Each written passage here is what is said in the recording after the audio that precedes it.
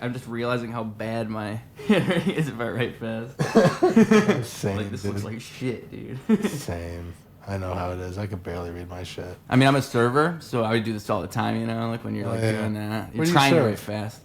Giordano's Oh, in the for South Loop, yeah. Right on. Yeah, dude. Oh, yeah. I give people my business cards as much as possible. I bet. Like what I do is I'll slide it. I have it in my pocket right now. I'll slide it under the under the credit card, so it's just like it's right there. Yeah. Yeah. It's Smooth. What can I say? You know what I would also do? If I was in your position, Yeah. I would spit like a quick bar at them. Here, pull that microphone up to you. Yeah. Or at least as close as you can get it. No, So you can like spit bars at him. No. Yeah. If I had your talent and was in that position, I'd be like, yeah, you got some cheese and blah, blah, blah. You know, like with the pepperoni. Yeah, I know what you mean. meat So it's drink. like they ordered like some spaghetti. I'm like, yo, I see y'all getting ready. You're about to get a plate and eat on some spaghetti. You know, they like get all excited. You know? Something like that. I don't got to do anything. I just have to rhyme like 2 words. Yeah. rhyme 2 or 3 times. You know, drop a quick bar, and you know, or like, and then like if they liked it or something, be like, if you give me a word, I'll work with it. You know?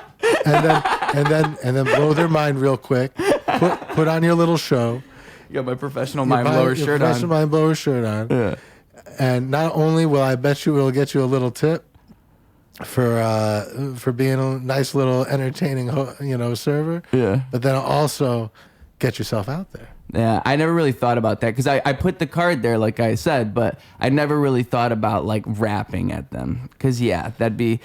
I don't realize how powerful my freestyle skills are until I show them to the public. Like truly, I think I suck, and then I show it to people, and they're like, ah. So you're right. I probably could like utilize that a little bit. And plus, all of it's just practice too. You keep the motor going.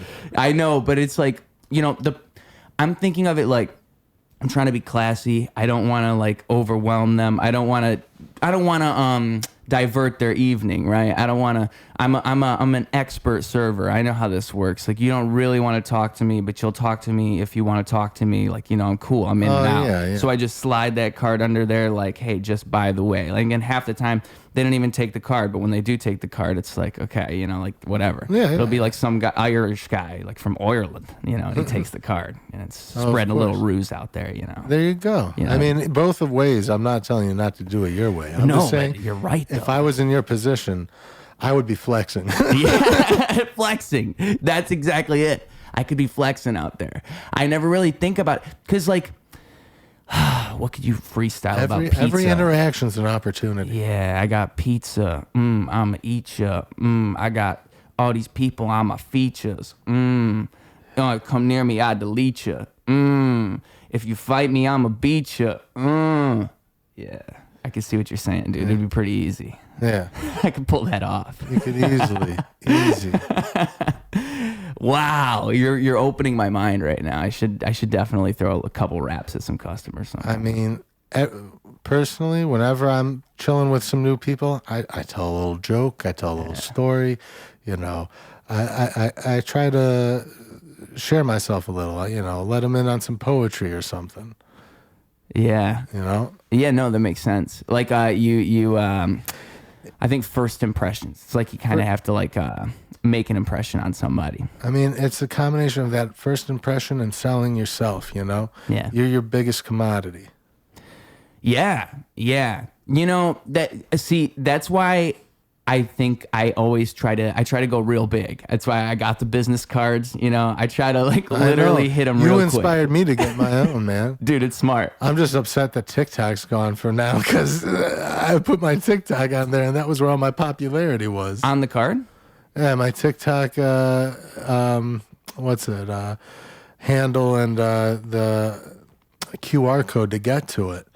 And now TikTok's hopefully temporarily gone because that was where my following was. I had like 6,000 plus, which is, I mean, compared to what you had, not as much, but still, it was where I had most people. It's where I was getting shit going. And then over the last, like before it was officially declared, I started doing live streams where I was doing like a little jukebox thing to learn new music. I was playing your shit too for him, just so you know. God bless. That's how I would start the pods or The lives. pods, the lives. Yeah, I would start my lives like that and be like, "This is Ruse with his song Go." Thank you, dude. And I like that. I'd get people all over the country, all over the world tuning in, and they'd be like, "I like this," and then they'd be suggesting their stuff to me. And at one point, like I had over 1,000 people.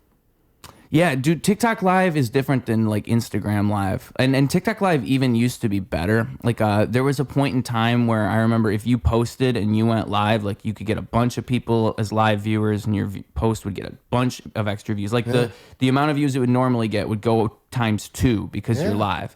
It's not really quite like that anymore. Like it used to be like that.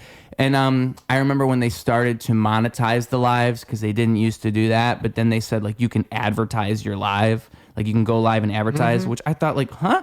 Because I thought I was going live to advertise my posts. I'm not trying to advertise my live. I'm trying to get people to see all my other stuff. But all that to say, you go to Instagram, you don't get the only views you get on Instagram on a live is like the people that are already following you, like your friends. You don't really get like all these new people coming in, like with TikTok. I'm trying to do Twitch, but no one's joining me. Yeah, Twitch is even worse than Instagram, because Twitch is like you have to build a Twitch following somehow. Like you have to produce it from the depths. I did Twitch for a little bit when I was still playing. That was like years ago now, but it was Warzone, I think. I was playing Warzone with my friend, so I would stream, and I think I just called the streams like "Watch Me Lose." I was just bad at the game. Watch me lose. Yeah, that would be me. Yeah. I got a little bit better over time, but dude, oh my god, those games now are like a grind fest. Like, do you play any video games? Call of Duty kind of disappoints me now. I don't really play it anymore. I don't play too many. I usually play like platform type games, where like. You ever heard of Fall Guys? I've heard of it, but I haven't played it. Yeah, it's like an obstacle course with little jelly bean dudes. It's pretty fun. Ooh. I like that.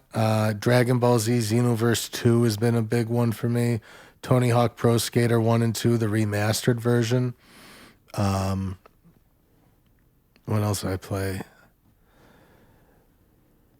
I usually just hang out. My son plays a lot more than I do. He's been playing putt-putt. Oh, snap. Throwback. Putt-putt. Did you ever know putt-putt?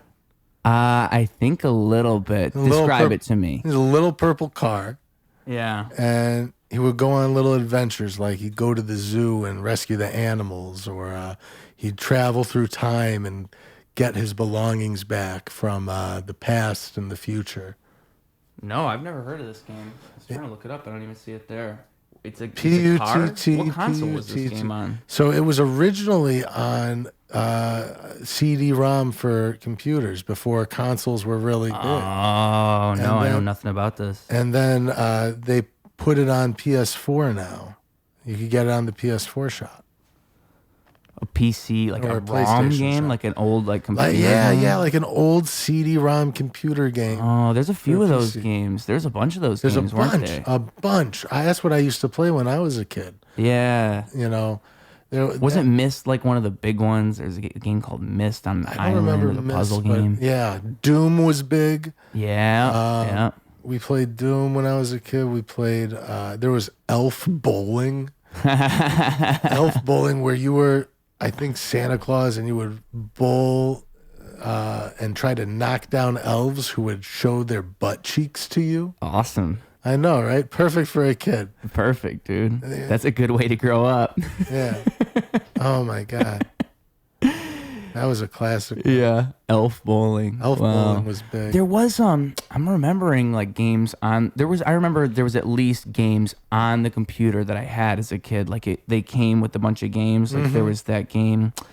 There was a game where you made cakes. I think it was called Cake Mania. Yeah. You remember that game? I know Cake Mania. I never played it, but I know it. There was I remember there was free trials. Like there was a game Yeah. Apple, there was a thing where you could download games on the computer. And I think there was one game called like Tornado Simulator, like where you play as the tornado and you just like rip up a town. That's awesome. Yeah, dude, that game was awesome. But I never had the full game. I remember I had like the 30-minute demo and then you can't play it anymore. Damn. Yeah. Diner Dash. Gotta love Diner Dash, dude. That's a classic. As I said these words, I thought to myself, this is a mind-blowing experience. All of these games are coming back into my brain. They're flooding my consciousness. It's mind-blowing to even know that I knew such a thing. You know, sometimes you remember things and it's like, whoa, that's somewhere in my brain that was happening that whole time. And I try to create those experiences for people. I think I pull that off. I think I pull it off so much so that I am a professional mind blower. Yes, I blow minds professionally, and I think you can be one too. Matter of fact, I think you probably already are, and you just don't know it yet. If you're thinking, that's not me, I think the likelihood of that being true is close to zero. You're a professional mind blower somehow, folks. You got to figure out how you are one. And if you want to set that in stone, if you already are, or maybe you want to make it become a reality, maybe you ought to get a professional mind blower t-shirt. And that's what I'm here to offer you right now. We got them for $25. I got smalls, I got mediums, I got larges, and we can make more sizes if you so please. I mean, come on. What's not to love? It's a conversation starter, and it's an indication of your future or your present. If you want to support the show, but you don't want to get a t-shirt, well, another way you can do that, an amazing way you can do that, is the Patreon, folks. $5 a month, the price of a coffee, the price of a beer at the bar, and you help make this show possible. And it's what I need, because I love bringing people in here. I love doing this. I love highlighting the talents, the intricacies, the personalities of all these amazing individuals. And the only way I can continue to do that, to make it happen so constantly, we're trying to do an episode every 3 days, and I want to keep that going. And the way we can is if you guys can support the show. So please consider it. It would mean a lot. And we've got some exclusive stuff over there, including exclusive music stuff. So seriously, go check it out. I mean, what can I say? It's a steal. And also, if you see on the screen, we got our patrons right there. That could be you. You could be on that screen. Okay, let's hear a little bit more about computer games. I found out that the work computers at my office have Bejeweled and stuff on them. Yeah, Bejeweled. So yeah, when I got nothing to do and I just got to look productive on the computer because I'm not supposed to be on my phone playing Bejeweled, I could just play it on the computer and they're just like, well, he's sitting at the computer. I mean, honestly, that's apparently what most office jobs are like. Yeah. When you get through your work in a few hours and then there's a whole bunch of downtime where you got to fill it in by doing random shit. And then if you can't run out of the random shit, then what do? You fuck around on your phone. Play some games, yeah. Play some games, fuck around your phone, watch a little Netflix or whatever on your phone. But you have to act like that's not what you're doing. No, you got to act productive because that's what they want to see. Yeah. So you're like watching something, but you're sitting like this and like pretending to type and... Yeah, or like I said, playing, it looks better if you're playing the game on the computer. Because at least then you're clicking and typing, and they're like, and I'm in the corner, so they don't see my screen. Yeah, they just know because my computer hasn't turned off or turned itself in rest mode that I'm still using it and that I'm being productive. So what games do you play then? Bejeweled, I imagine. Bejeweled. There's Text Twist. Ooh, I like word games a lot. I've been playing Words with Friends lately on my phone. Yep. And I've been playing against my mom a lot. Yeah. I've been beating the shit out of her. It's really brutal. I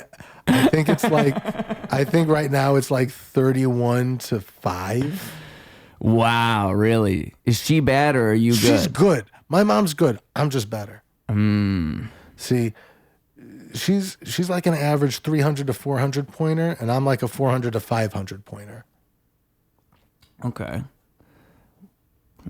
Like I get 7-letter words a lot, and like just clear the rack basically. Then I'm strategizing of like, no, if I put it there, she can get the triple word, so I gotta block her. Like I get fucking intense. Like chess, like you're seeing Oh moves yeah, ahead. exactly. I'm like, if I play this and I'm banking on getting this letter, and if I get it, then I can play this word down this way, and it's gonna be perfect. Yeah. And I want to say a lot of the time I end up nailing it. There's little hacks I do where it's like if you watch a bunch of ads, you can get coins. And if you get enough coins, you could do a swap letter and still play instead of a swap and pass. So I'll like bide some time to get that swap and keep playing so I don't have to give up a turn but still like change my letters out. I didn't even know you could do that. I know, right? It kind of seems like cheating. Is Not it? cheating if it's part of the game. And she Now can it do would be it too. cheating if I like did some shit like look up what words can I make with these letters. Yeah. Use AI. I know, right? If I used AI to cheat, You that probably would could. be cheating. You probably could at probably this point. could, I but- wonder if you but sent no. in a screenshot of your game and you're like, "Hey, what could I play?" No, I wonder if you ask the AI.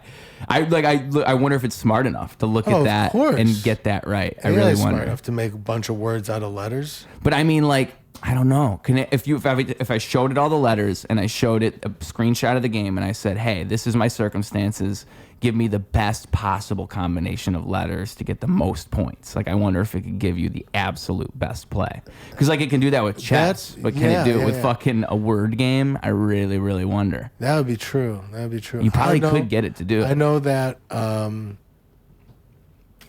I know that there's at least for the sake of like knowing what words you can make with your rack, you could do that. Yeah, definitely like the word combinations with Yeah. letters. Oh, for sure. And If you then, gave it like you just 7 got to know letters. your strategy of where to put it on the board. That's a good point. Yeah. And, I mean, that's cheating enough, but Yeah. Let's hope your mom doesn't see this and starts beating you all of a sudden, right? that'd be funny if all of a sudden my mom starts playing words I've never seen before. I'm like, what is that? Is that Japanese? No. Do you just think like you have a big vocabulary? Is that how you're good at that game? You just have to know Yeah, a lot my of mom words? raised me to have a really good lexicon. So I know like what they call like $10 words and shit, you know. That's good for poetry. For It sure. is. I like, you know, and so, you know, my mom raised me with a strong vocabulary. We played Scrabble a lot growing up, and that helped me look at a board and strategize the way that I do. Yeah. You know, because I hated getting beat by my mom as a kid. You know, and I vowed one day I would turn the tables. Yeah. And this day has finally come. Oh my God! Did it take a while? Were you losing for a long time? Not in the game. No, there's the only time she's really beaten me is when I get terrible letters and no place to put them. Yeah. And she gets all of the high pointers. Yeah. Is it? And that's not often. Like I said, it's only happened about like 6 or 7 times. Wow. So it is kind of luck of the draw to a point. There's definitely luck of the draw, but the strategy, like I've won with shitty letters before. Yeah. And it's just by knowing how to make good words with like N's, I's, T's, and O's and shit like that, where it's like the most common letters that you have, where like if you could find a way to play cotton or whatever, like with anything where you end up with those common letters, Yeah. and just a good place to put it. Oh, that's an interesting game, Words with Friends. I haven't played it in so long. It seems like dude, I'll play you in Words with Friends. My son's been watching me. Yeah. And now he gets excited when we play. He's like, "You could spell cab." And I'm like, "You're learning to read, but you're definitely dyslexic because you're looking at these jumbled letters and seeing words the same way I do. But when you try to read normally, you butcher it." Oh man, I feel bad. I definitely know it's partially my fault that he's behind in reading because I have not been strong enough at making sure he learns to read. I've been relying on the school a lot more. Yeah. I got to get him an IEP or something before next year. What's that? You know, one of those. I don't remember what it stands for, but it gives you like special like treatment kind of thing to help you learn better, place you in a like speech therapy type stuff.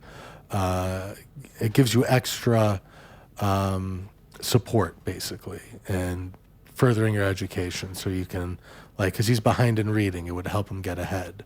Okay. Because, like, all his kids are reading at the first grade level, and he's, like, still at kindergarten. That's not too far behind, though. It is when they're going to go into second grade, and he's still Yeah. there. How do you, like, because everybody learns differently, though. Like, I wonder I wonder what the right approach is to, like, teach a kid how to read. So what I've been doing lately, because I realized I fucked up, is I've noticed he's gotten a real interest in these books called Dog Man books. Is that the same people that wrote the Captain Underpants? You know of it, yes. I've heard, because they did the play. They did a play. They're doing a movie. What's that guy's movie name? comes Dave Pilkey. Yeah, Pilkey, I think. Yeah, Dave Pilkey. And so he's been super into these Dogman books and reading them with me. So I've been buying them for him. He's been getting them as gifts. We've been reading them at bedtime. He's been, reading with me. And his interest in these books, that one and this other series called Bad Kitty, these books have piqued his interest. And because of that, I'm like, okay, we got to read all the time now. Every night before bed, I read, you read, we read together, and we're going to grow this child's mind and make him able to read, because just like me, he's got a really good vocabulary, and he uses it well. Like, I'm trying to think of the word he shocked me with the other day, substances. Ooh. Yeah. In reference to semen, by the way. he asked, because earlier we were talking about puberty and ejaculation and whatnot, and he's referring to it as the white substance. That's a golden word at that point. The subtlety of the use of the word is expertful. He's been learning a lot lately. When I took him to my set, I didn't hold back on my comedy. Yeah. And I had one of my jokes, which is a thing I've always wanted to say, is get a load of this guy at either a bad open mic or the set of a Bukkake film. Yeah.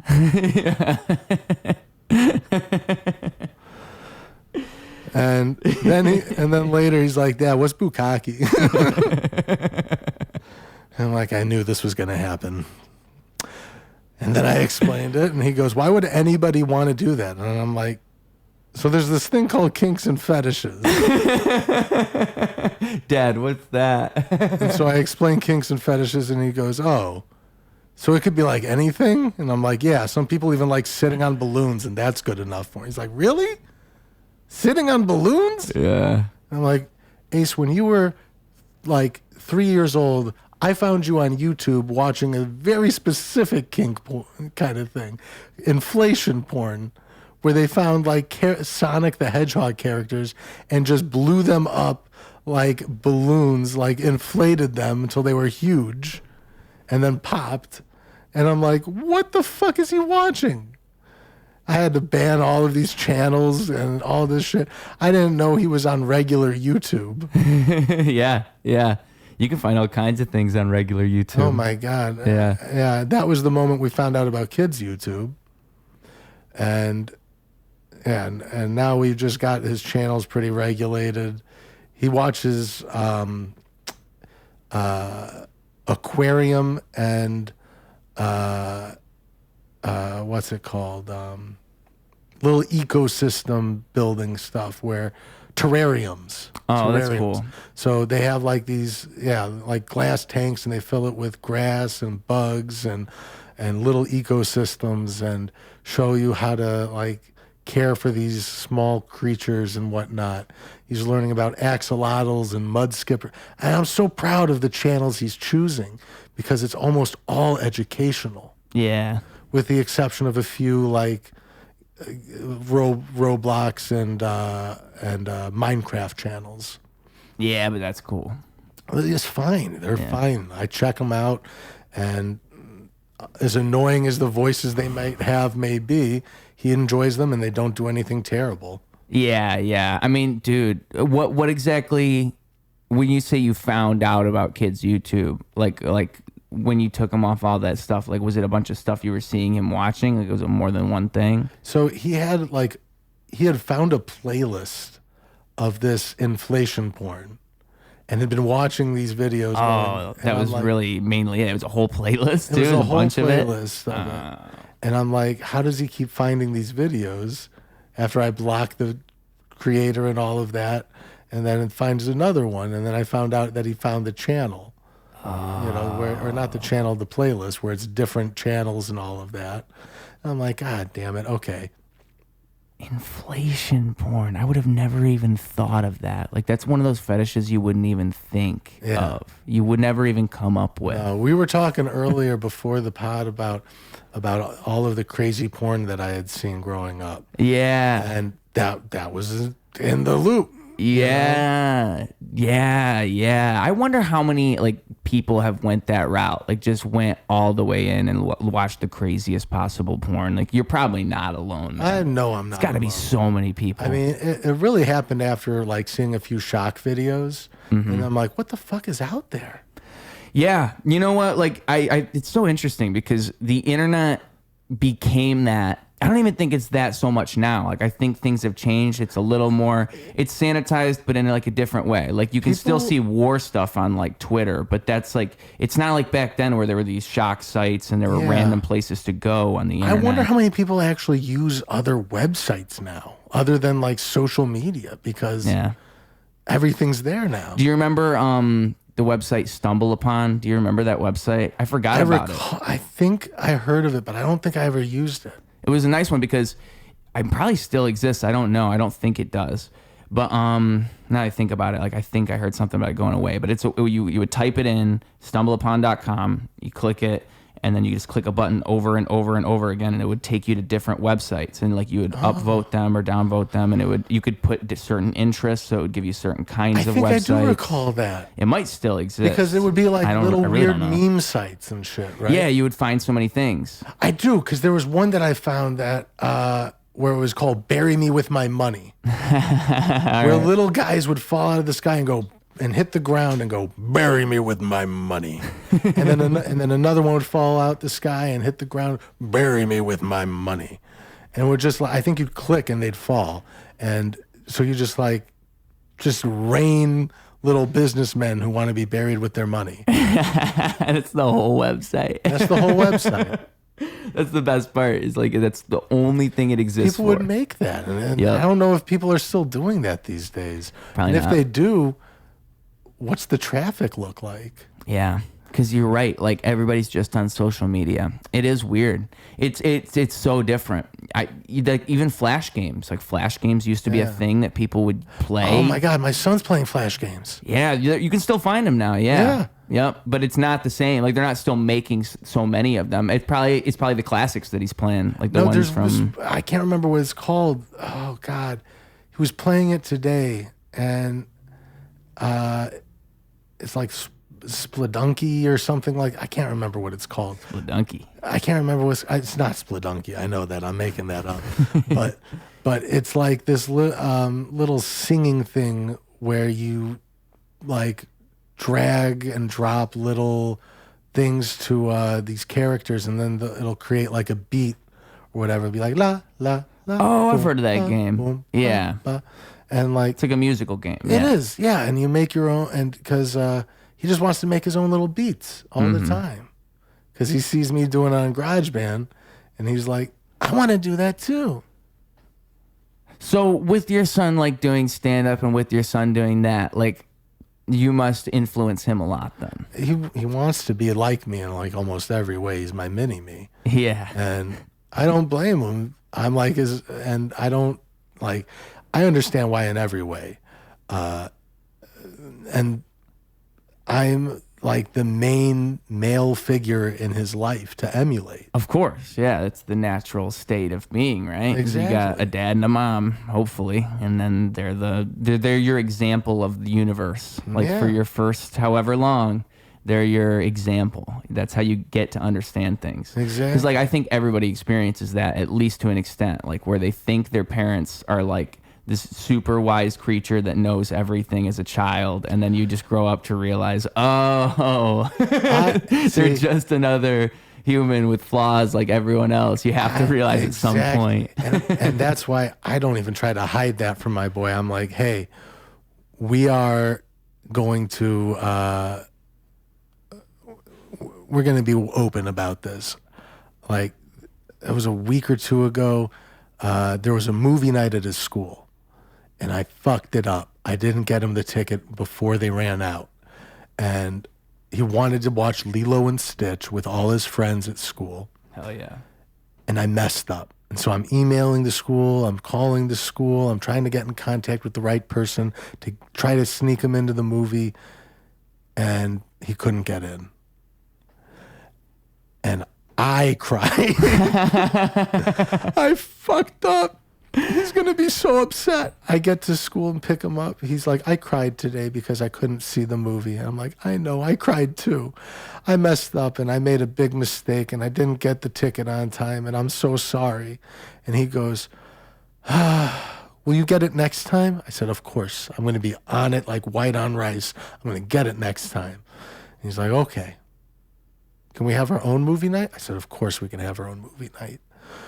And so, well, you know, we did that last night. And instead of a movie, he picked Spongebob Marathon. I got the first 100 episodes. So it's the classics. I mean, those are the best episodes. In my opinion. Yeah. And he'd only really seen the new ones. Wow. But he knows the old ones by memes. Right. And so I'm showing him them. And he's like, so that's where that comes from. That's the episode where that happened. I'm like, yeah, it's like the origin stories, right, buddy? He's like, yeah. Wow, that's cool. Wow, I can't even imagine like discovering SpongeBob backwards like that. Because I remember when I watched the show The Wire, and there were two like memes I had seen from the show. Yeah. Have you ever seen that show? I wish. I have not. Oh, it's a good one. But like, there's a meme where a guy goes, shit. That's what he says, exactly like that. Yeah. And like, I didn't know it was from that show. And the moment he did it, I'm like, like that's the thing. I've heard that. Yeah. I've heard that before. There's another like GIF. I can't remember who the actor is, but he's like going like this and he's super duper surprised. Oh yeah. And it's just like something I've seen a million times on the internet. And when I saw it in the show, it's like, you know, it's like, that's the thing I've seen. I can imagine how your son felt, is what I'm saying. I can imagine watching SpongeBob like that. Being like, yo, that's that SpongeBob thing. Probably the imagination. I'm sure he's seen that a million times. Yeah, we haven't seen that episode yet, but I'm sure. But that'll be one of them. No, because everybody's seen that one on the internet. The one that he really lost it at was the anchovies, where he goes, that smelly smell that smells smelly. Anchovies. And when he saw it, he's like, that's the meme. Yep. Dude, SpongeBob is great. SpongeBob probably is one of the original SpongeBob was the best. Like, it really probably is one of the best children's shows, if you ask me. My parents hated it. They said this is going to last one season, if that. And boy, were they wrong. Yeah. SpongeBob's a like modern classic at this point. I agree. Go down in history. It's like 20 years old. And I don't know. I haven't really watched much modern SpongeBob. I feel like I feel the same way about modern SpongeBob as I do like it's like modern Simpsons, right? It's the same kind of thing. Like they're still doing it. It's hit or miss. They've gone a creepy route on a lot of stuff. They've really leaned into like being what's it called? Flanderized the characters a lot. Yep. You ever heard that phrase? Yeah. In reference to The Simpsons. In reference to The Simpsons? Yeah, exactly. as I made the comparison, yeah. Diddly diddly there, neighborino. It's interesting how that works, dude. I think that happens with people even in a way, dude. I think it could happen with a person. Like we were talking before the podcast about like psychedelic experiences and how they're a reset. I think if you don't have like some type of reset for long enough, you flanderize yourself. You need resets in life, or else you will like you will actually become like a parody of yourself over time. It's just fall crazy. into that cycle where you become less and less of your real self, and you just start becoming just that quick cycle of, you know, like, the flanderdized self of like, hey, everybody. I got a coworker like that. Yeah, really? What's he like? So he goes in every day, puts on his headphones, works, barely talks to anyone, and when he leaves, he goes, okay, everybody, see you next time. And half of us wonder if he's saying it because see you next time stands for, you know, like cunt, and he's calling us a bunch of cunts. Yeah. Or if he's just genuinely like, we'll see you the next time, you know, kind of thing. But, like, other than that, I mean, he's an interesting fellow. He talks a lot about his big analytic mind and tries to make a lot of suggestions about how things should work that oftentimes aren't how things work or should work. And then he just keeps questioning why, and it just, the amount of suggestions and things he brings to the management drives them nuts. But they can't. But because he's like nice about it, and kind of thing, they can't really do anything. It's just like, please, I'm not gonna say his name. Please stop. Interesting. I had a coworker that was kind of like that. So he came in like the first day I met him. He was like, you know, I could tell he was like a little bit, I don't know. He seemed like, all right. He seemed whatever. I didn't really know at first, but I remember he said he wanted to like, hey, you want to go to the bar after work? And I'm like, oh yeah, maybe. Like I thought, oh cool, he's trying to hang out. And then he said, yeah, I want to talk about a couple of things I'm seeing around here. I'm trying to get a few of the servers together. And I realized like, oh my God, this guy he just started working here. He wants to have like a work meeting with all the servers and talk about the rules and what he thinks are wrong with them and how he could fix things. Like it's his first day here. And then he's already like all worked up about this. And I remember like I knew like within like a week, like he can't last. Like he won't be here that long. And he only was there for about like, I want to say 2 months because he would get stressed about everything and he would say like, oh my God, the way that things are ran here, like it's terrible. And I'd be like, I don't know, man. I think it's fine. Like I'm all right. I just kind of accept it as it is and everything goes fine for me. And he just he seemed like he was taking all this stress and just putting himself in a loop. Yeah, not everyone's meant for every job, but also like there's a combination of like sometimes you got to bring things up when you see them being wrong as much as you got to learn a level of conformity to be a part of that team, you know? Because like if you do see something that's injustice or wrong or whatever that you could bring up, I wouldn't try to have a work meeting about it. I'd just go to the management and be like, hey, did you know this is like not helpful? Yeah. Maybe we could do something or talk about it.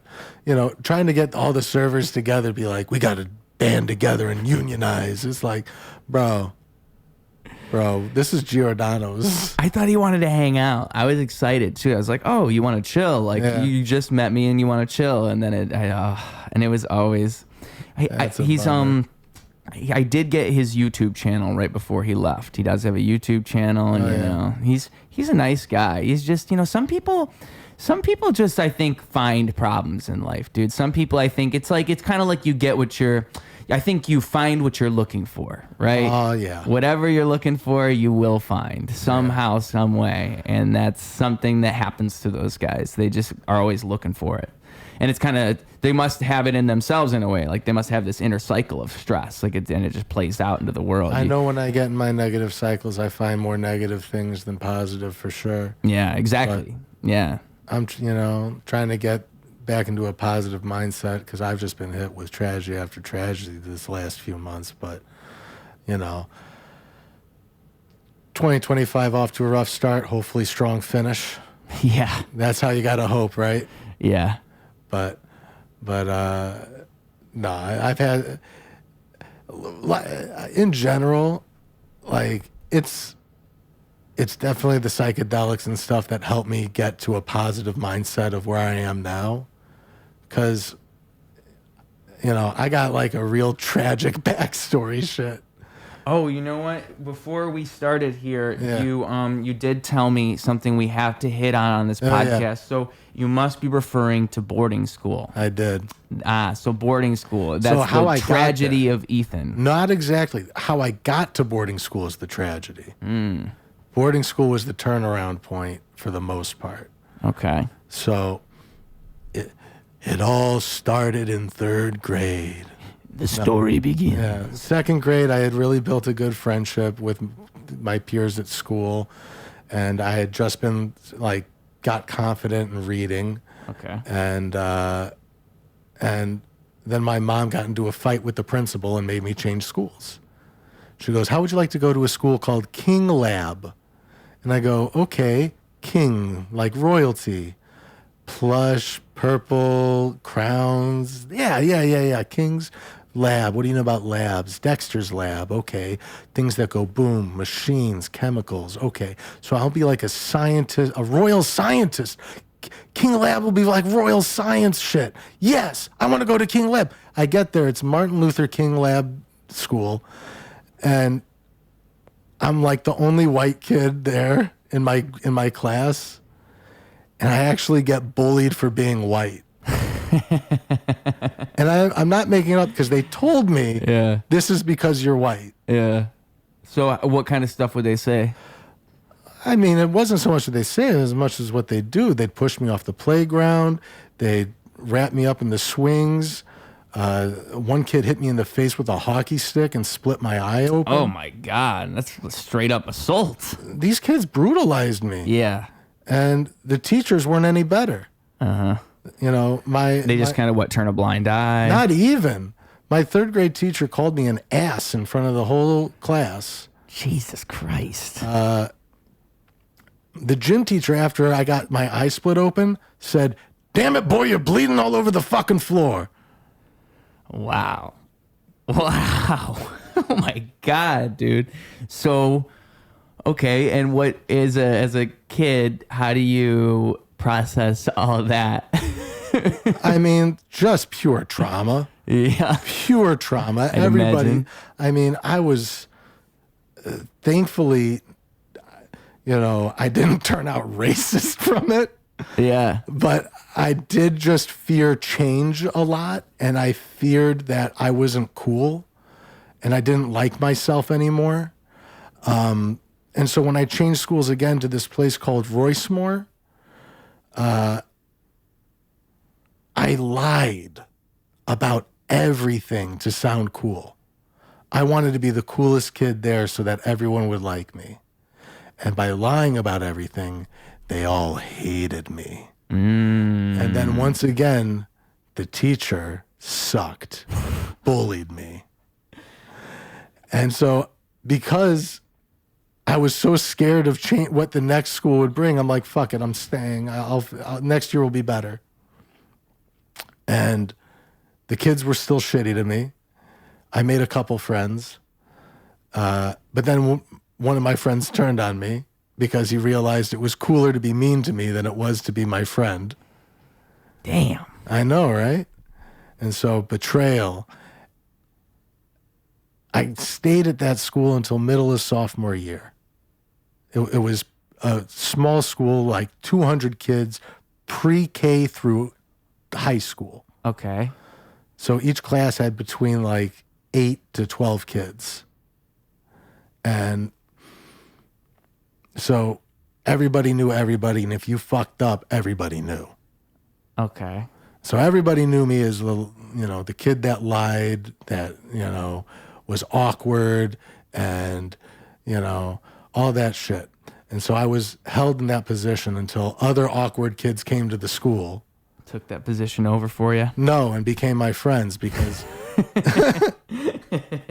I'm not going to let them be that way. So I ended up with a small little friend group that were like the most autistic kids in the school. Hey, that's good company. They were fantastic. I love them. Yep. And from what I know, they turned out pretty good. I keep in contact with at least one of them. And then by the time I got to high school, I started getting like delinquent. Like I went to work for my family company where I work now, but I did maintenance, and they introduced me to weed, and I started smoking hella weed after that. I started smoking cigarettes because I could buy cigarettes there, and they wouldn't like ask questions. They just gave me loosies. How old are you at this point? 15. All right. 15 years old. And I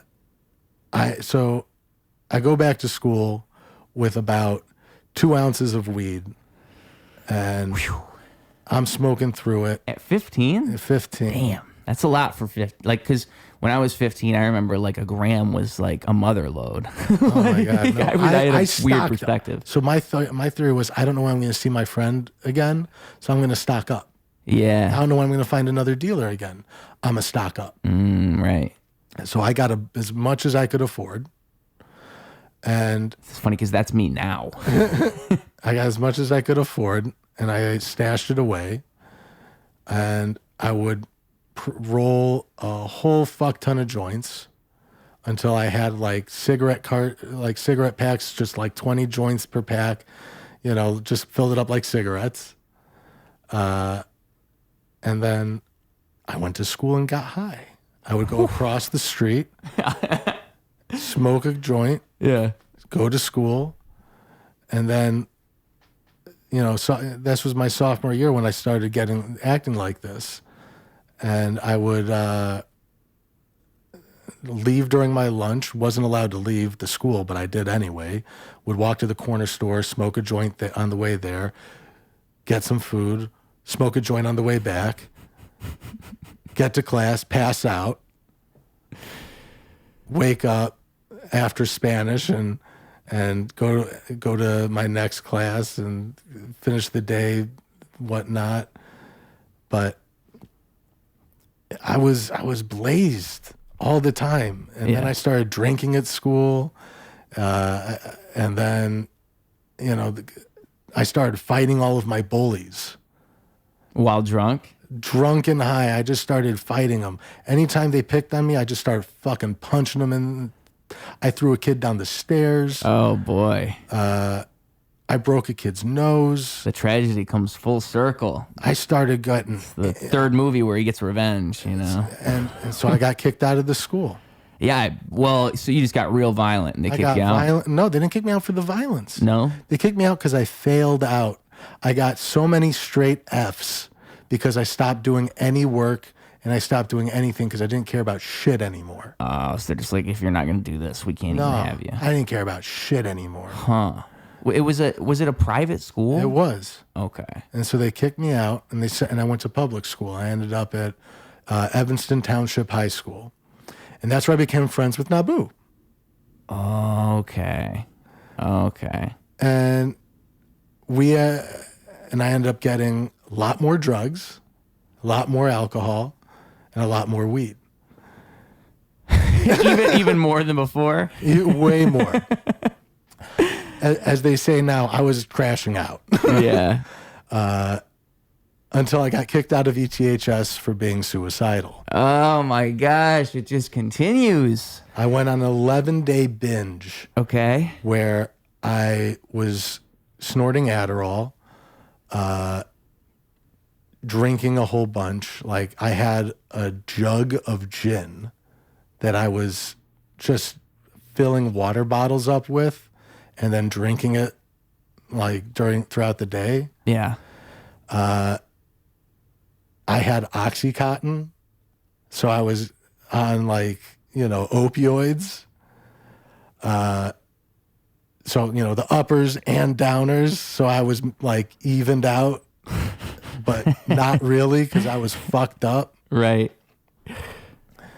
And at the end of that 11-day binge, after I ran out of Adderall and ran out of Oxycontin, I decided, okay, let's kill myself.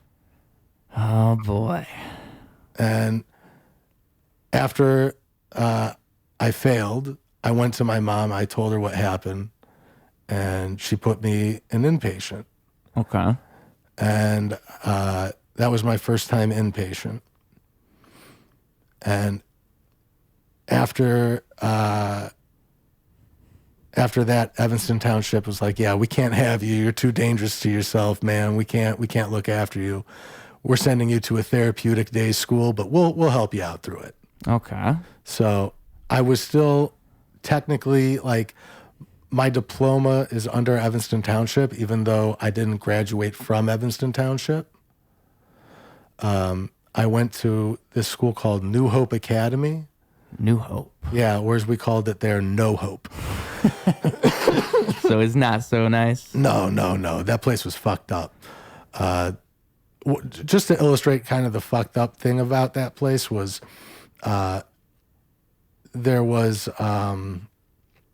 one kid with diabetes, and they had what was called the quiet room, where you went there when you were having like panic attacks, or they just wanted to send you somewhere because you were being disruptive.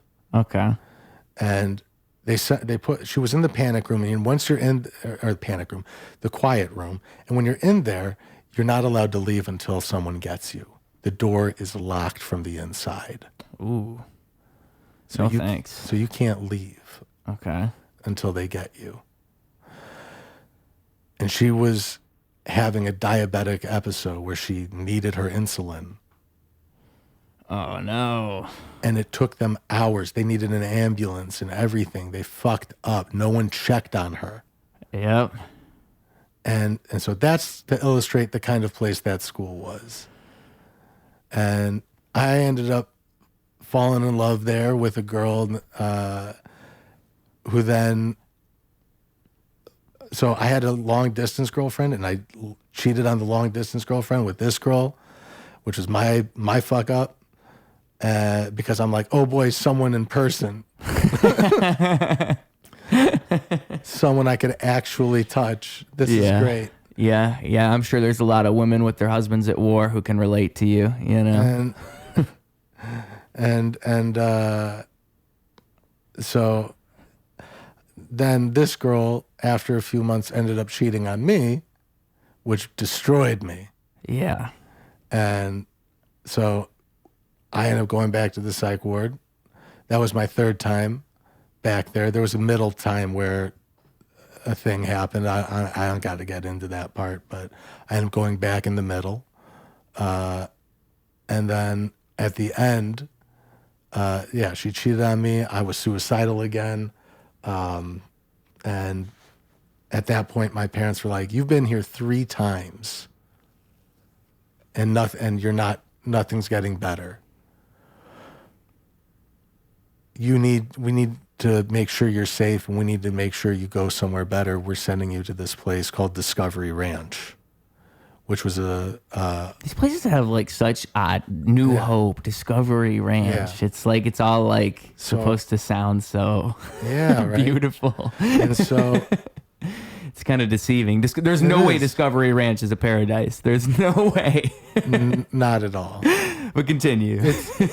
I would describe it as one of those like those white collar prisons, you know? Ooh, prison. And why do you say that? Well, you know, like a white collar prison where you get all the luxuries and amenities of like being at like a resort, but you're in prison. Okay. I see exactly what you're saying. Yeah. So like you can ride horses, but only when you're allowed to ride horses. We have an exercise room. You got weight rooms and exercise and whatnot, but only when it's scheduled. Right. You know, you could play guitar and have like play foosball and have like some nice free time, but only for 30 minutes to an hour a day. Yeah. And the scheduled times. Your life was regiment.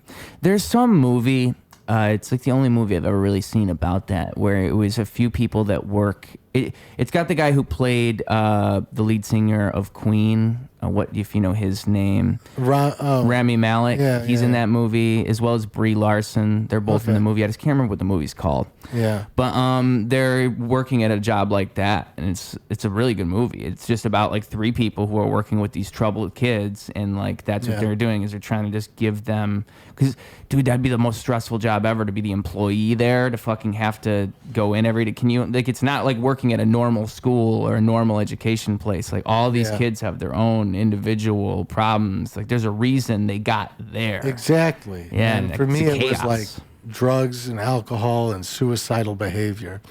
And I was just an incredibly self-destructive teenager. After I was about 13 was when I really started. To like spiral. Yeah. Yeah.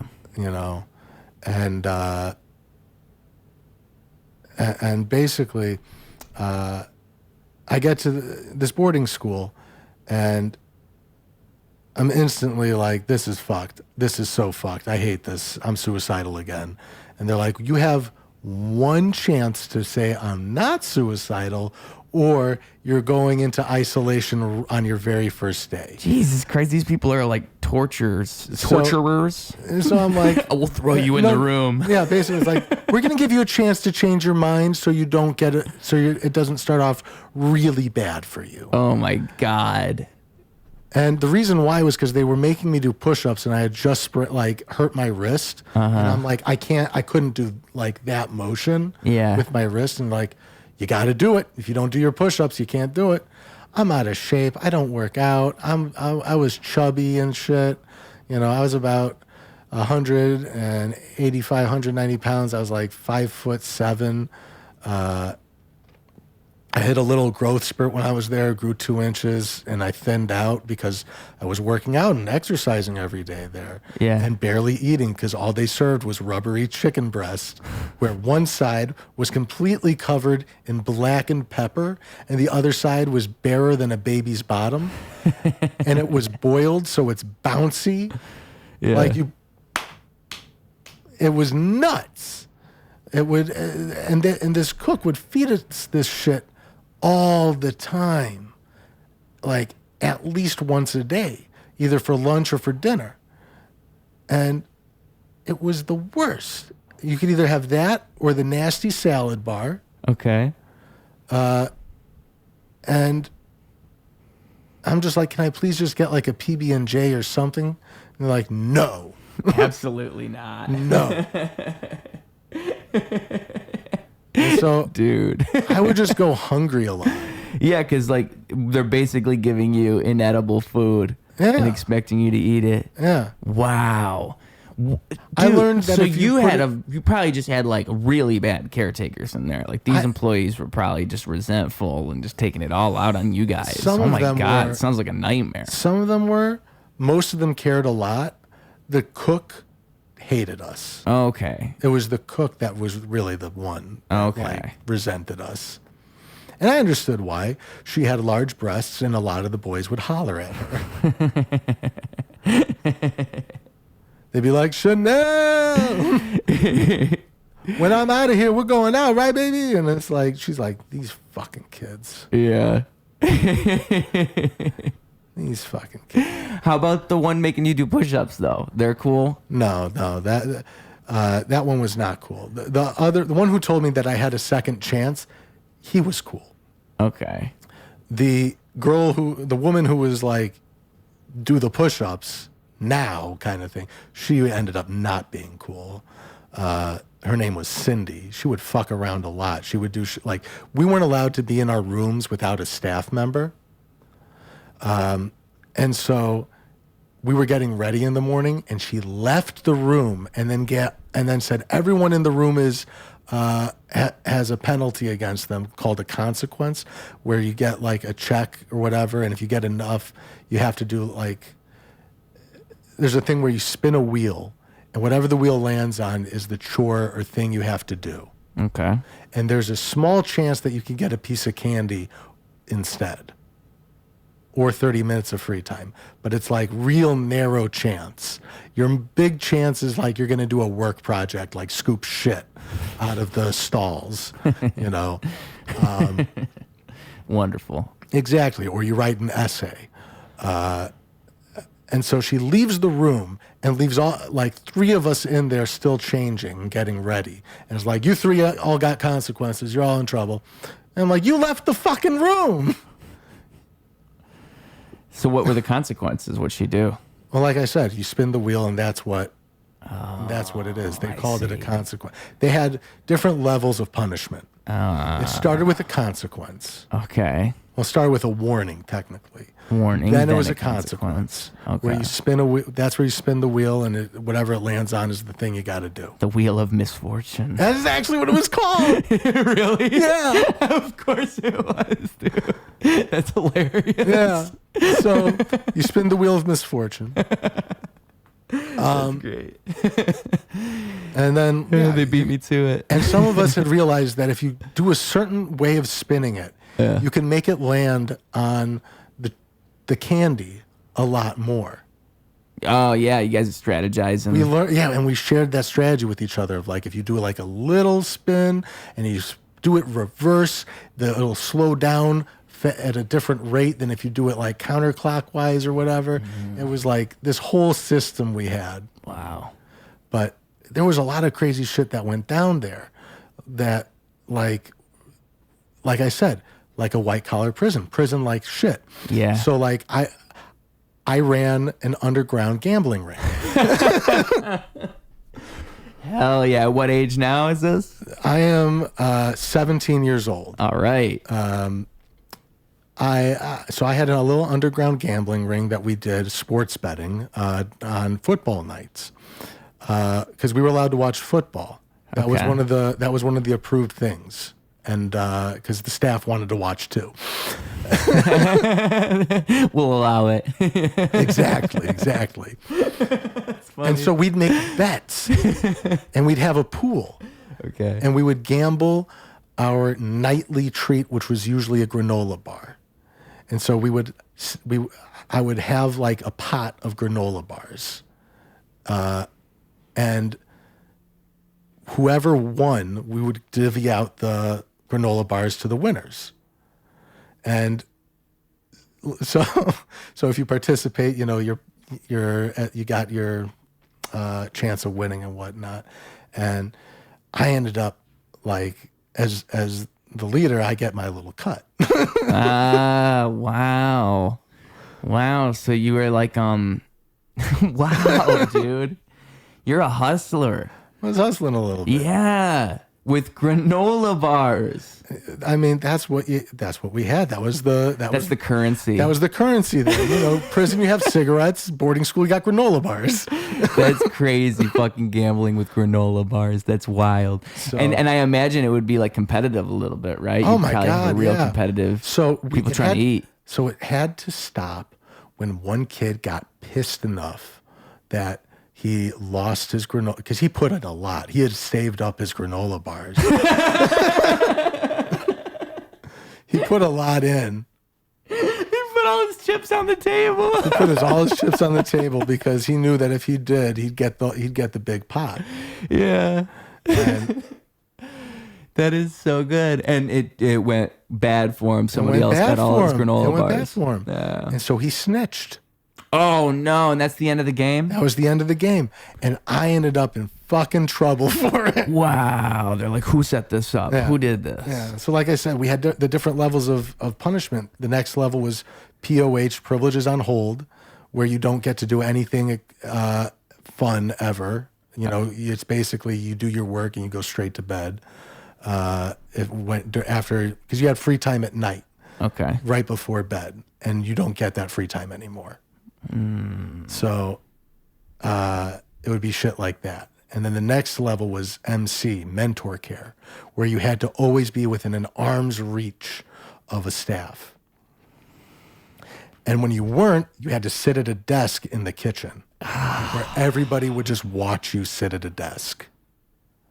The next step was isolation, where you sat in the game room in the back, where you didn't see anybody. You had no interaction with any other person other than your staff member. That staff member wouldn't talk to you unless it was a necessity. Huh. And so you're completely isolated. Right. And the only way to get out is to finish your essay. And you had to write, it was between 10 to 20 page essay, depending on how many times you were put in there. And it would be about different things like morals and values and like what it means to be a good person, or shit like that about, the reason why you were in there. And then they read it and evaluate. Yeah, and then they let you go. And then once you're out of isolation, you move to mentor care. Once you're out of mentor care, you move to privileges on hold. Once you're out of privilege on hold, you're back to a normal state. But only after you get rid of any consequence you have. If you have consequences, no free time. You got to work them off. Jesus. Okay. You got to work off your consequences. Yeah. And so, what are again, what are the things on the wheel? Like other than the candy? So it's like work jobs where you had to scoop up shit out of the stalls. Okay. Essays where you had to write an essay about something. Usually that one was only like 1 or 2 pages. Rather than 20. When you're in isolation, you had to work. Okay. Because you were there for minimum 48 hours. Oh my God. See, I'm so torn on all this because I just wonder where people get the idea that's the solution for these people with all these problems. I don't know if that's the best way to handle it. I feel like you're just going to drive these people mad. That's the part where because you don't get any of your music. You don't get anything you really enjoy anymore. Yeah. And it's supposed to strip you of all this stuff because you're a delinquent, and you need to understand that when you're a delinquent and you're a grown up, that's what it's like in prison. At least here, it's not as bad as an actual prison. But that's excusing. That's basically just excusing the fact that they're doing a lot of the things a prison would do. Yeah, they're hey, at least we're not the real thing. Yeah, you still got to do the squat and cough whenever you come or go. Yeah. You know the squat and cough, right? Oh, yeah, just to make sure there's nothing. They think we're hiding shit on our assholes. Yeah. Nothing tucked up in there. Yeah, for real. No. I always thought ever since it was explained to me, maybe on the internet at some point when I was 10, I don't know, it's rehabilitation over punishment. If you really want people to change and get better, you don't punish them, you try to rehabilitate them. It's kind of like how people who go to therapy aren't going to do well unless they want to go to therapy. Exactly. People have to want it and want to be rehabilitated to even get better. You can't just punish them into getting better. That's crazy talk. Yes. But people think that way for some reason. And we have a crazy prison system in our country, and it extends into shit like this. So, that's the same mentality that they're using with you guys. It's crazy. Yeah. And then the way that you could get out of it was they had a level system where you would go start at level 0, unless you came from a wilderness program where you literally lived in the fucking woods on the side of a mountain in Utah or some shit for a month or 2, and then you're all scraggly and dirty, and then they bring you in and they wash you up, shave your head, shave your beard, like you're a fucking caveman entering modern times. Yeah, they shave you up, and then if you did all that shit, you get to start at level 1. Because if you're at level 1, you at least get your 30 minutes of free time at night. Yeah. When you're level 0, you don't even get that shit. Okay. So I came from the hospital, so I was level 0. All right. So from there, you have to complete several assignments to get up to level 1. They're not too hard. It took me 2 weeks. So after 2 weeks, I'm level 1. You have 2 more weeks before you could be level 2. So working hard, took me a couple of tries, made it to level 2. I'm trying to remember what I did that fucked me up, but at level 2? At level 2, because I got moved back down to 1.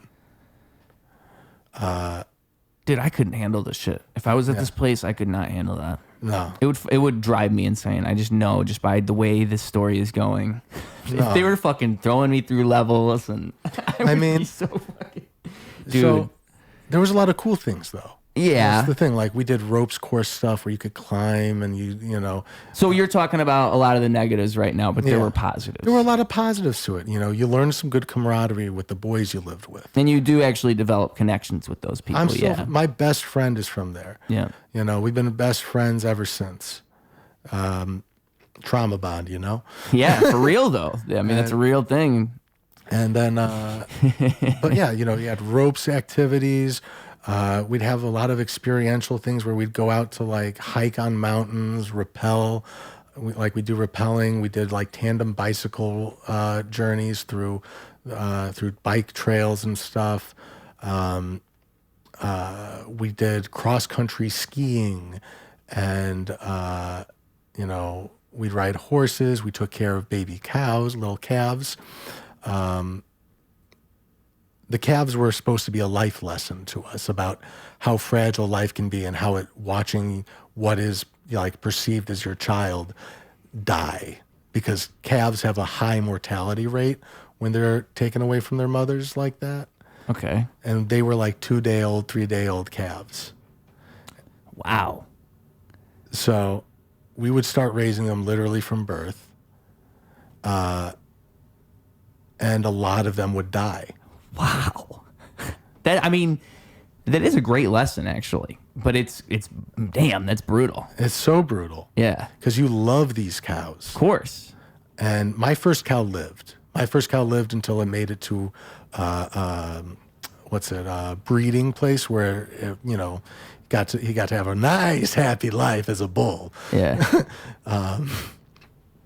His name was Sir Reginald Doofington, or Reggie for short. All right. The second cow I had, he died. His name was Sue, like the Johnny Cash song "A Boy Named Sue," because he was a cow named Sue. Yeah. Yeah. I thought if I named him that, he would grow up and be tough. But it didn't work out. No, he died. Damn. The third one was Wee Thomas. Wee Thomas. Wee Thomas was the most fucked up one of all. Oh, no. What went wrong with Wee Thomas? So he got sick. Okay. And then there was a girl's side of this place. We barely interacted with them, but we did sometimes. And this was one of the times where they were in charge of the ICU for the cows. So they're helping take care and giving the cow medicine, and they get a force feeding tube because he hasn't eaten in days. All right. They fuck it up and put it down his trachea. They drown my calf in front of me. Oh. And as he's laying on the ground dying and I'm holding him, I feel him go limp. How old was he? He was about 3 months old. Wee Thomas. And I hold Wee Thomas as he goes limp, and I'm crying. My calf just died in my arms. And without even another moment,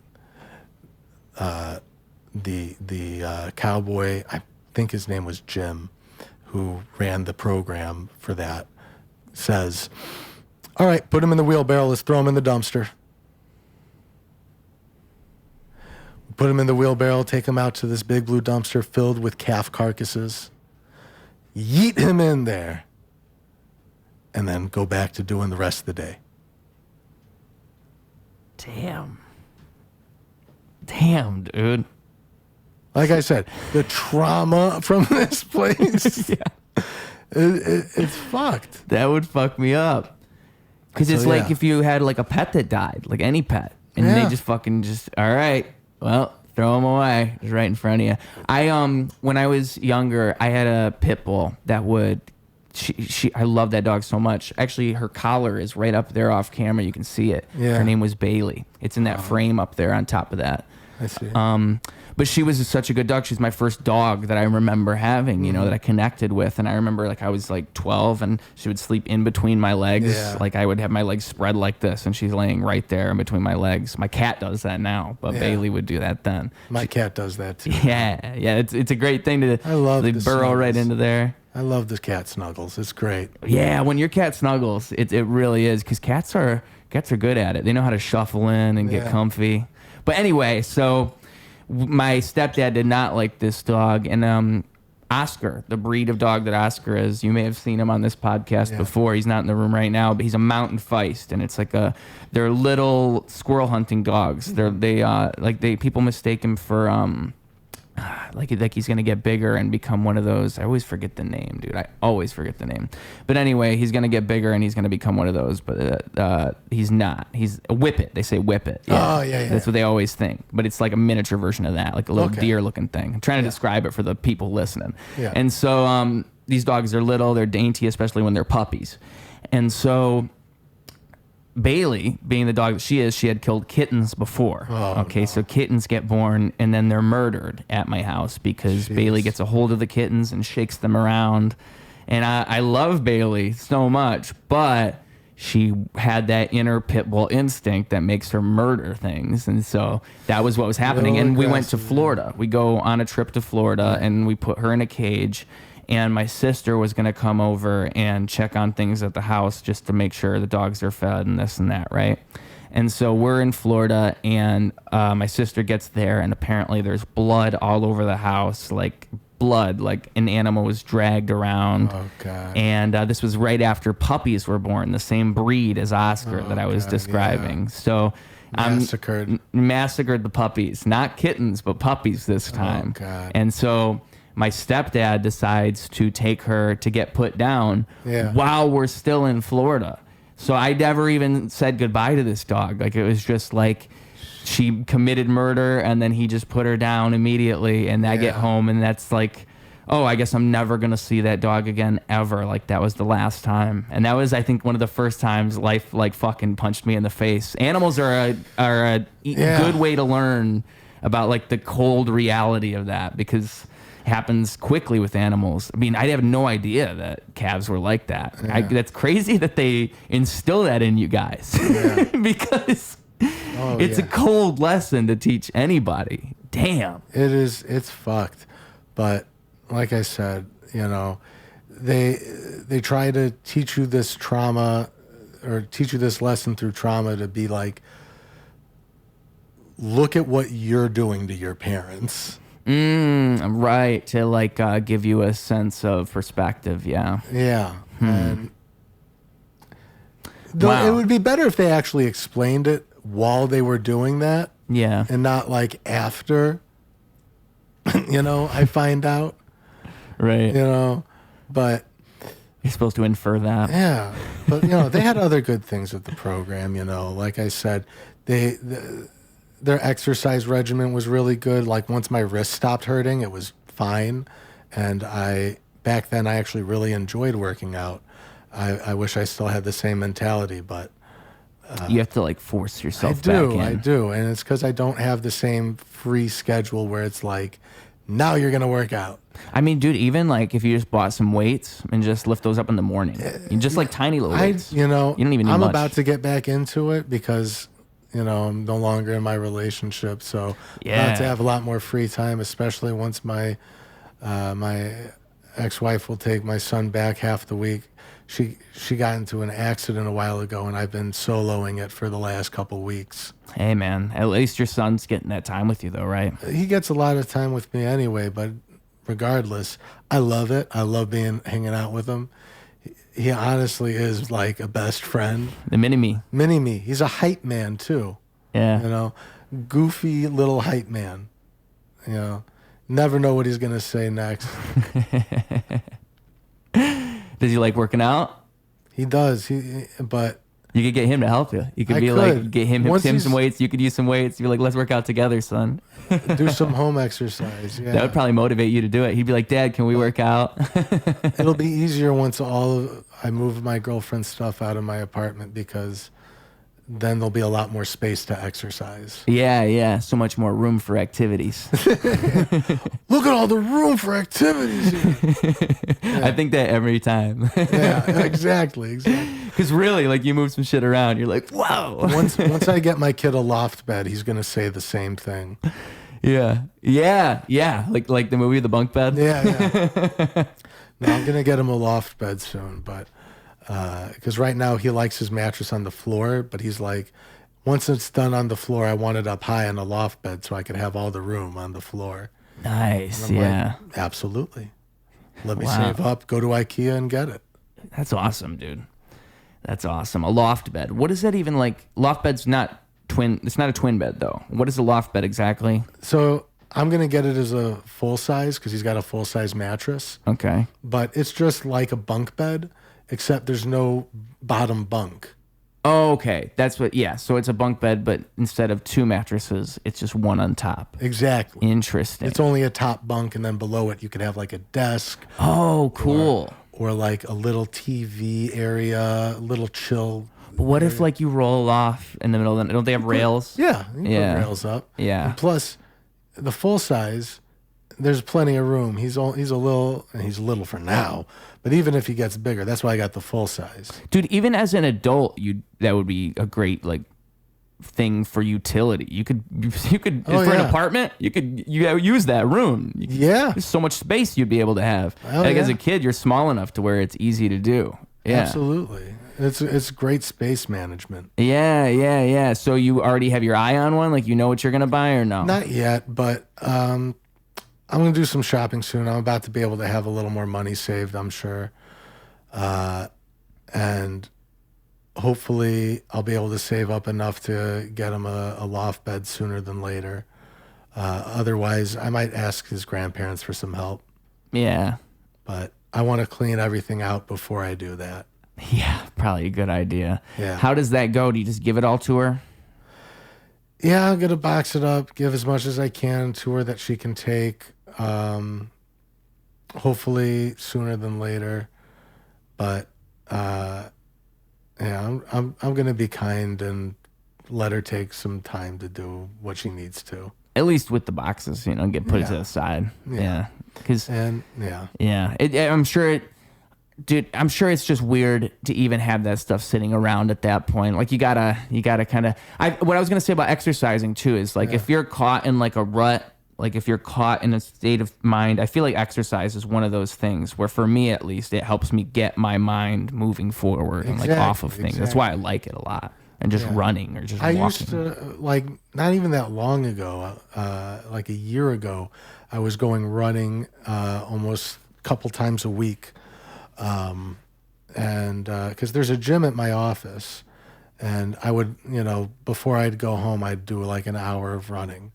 Nice. But I haven't been doing that lately because I haven't had the time. And now that I've taken doing open mics into my thing, it's even less time to go exercise after work. But I'm going to try going during my lunches and stuff now, split it up. But especially now that TikTok's down, I used to do TikTok videos during lunch.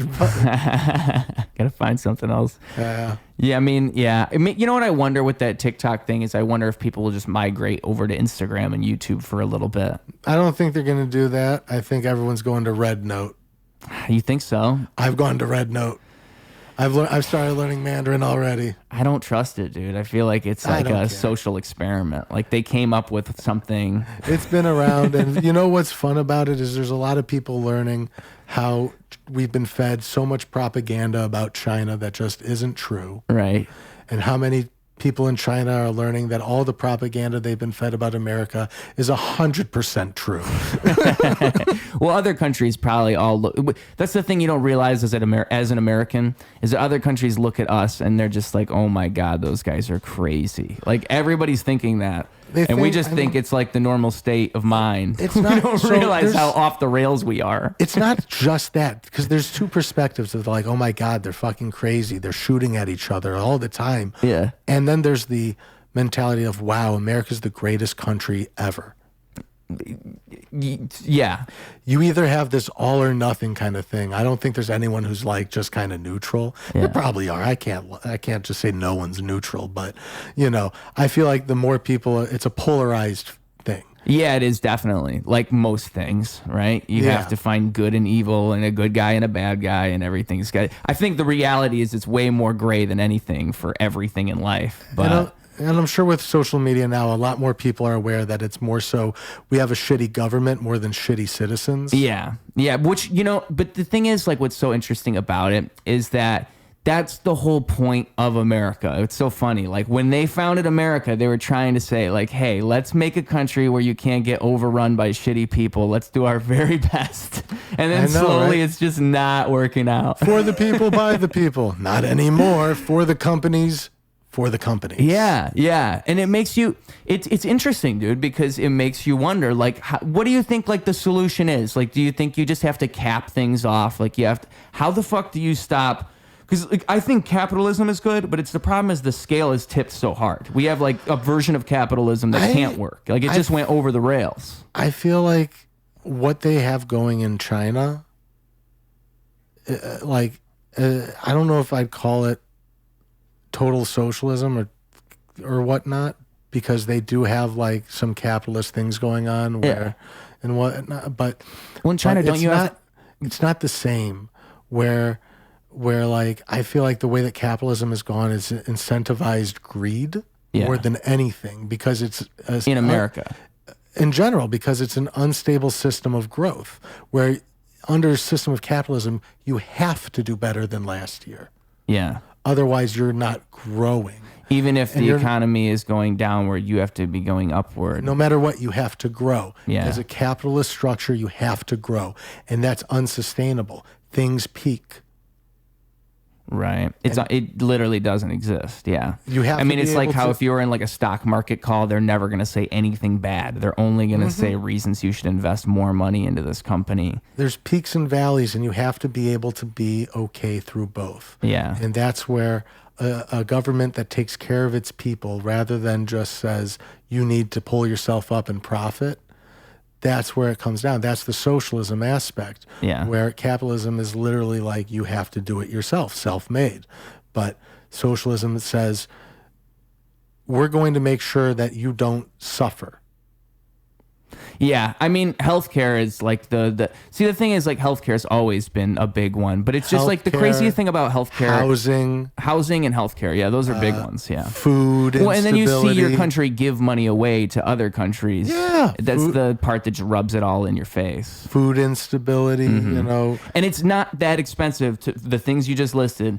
For the amount of money we give away, we could actually afford to fix those problems. It's crazy. A portion of our military budget would do it. Yeah, exactly. And like, again, that's one of those things I realized when I was like 10 years old. It just disillusioned me to everything. Oh, yeah. It's like, how the hell do you you go broke off of like a medical problem? Like, how does that happen to people? The fact that happens, and we're like the #1 country in the world, like, it doesn't even make sense, dude.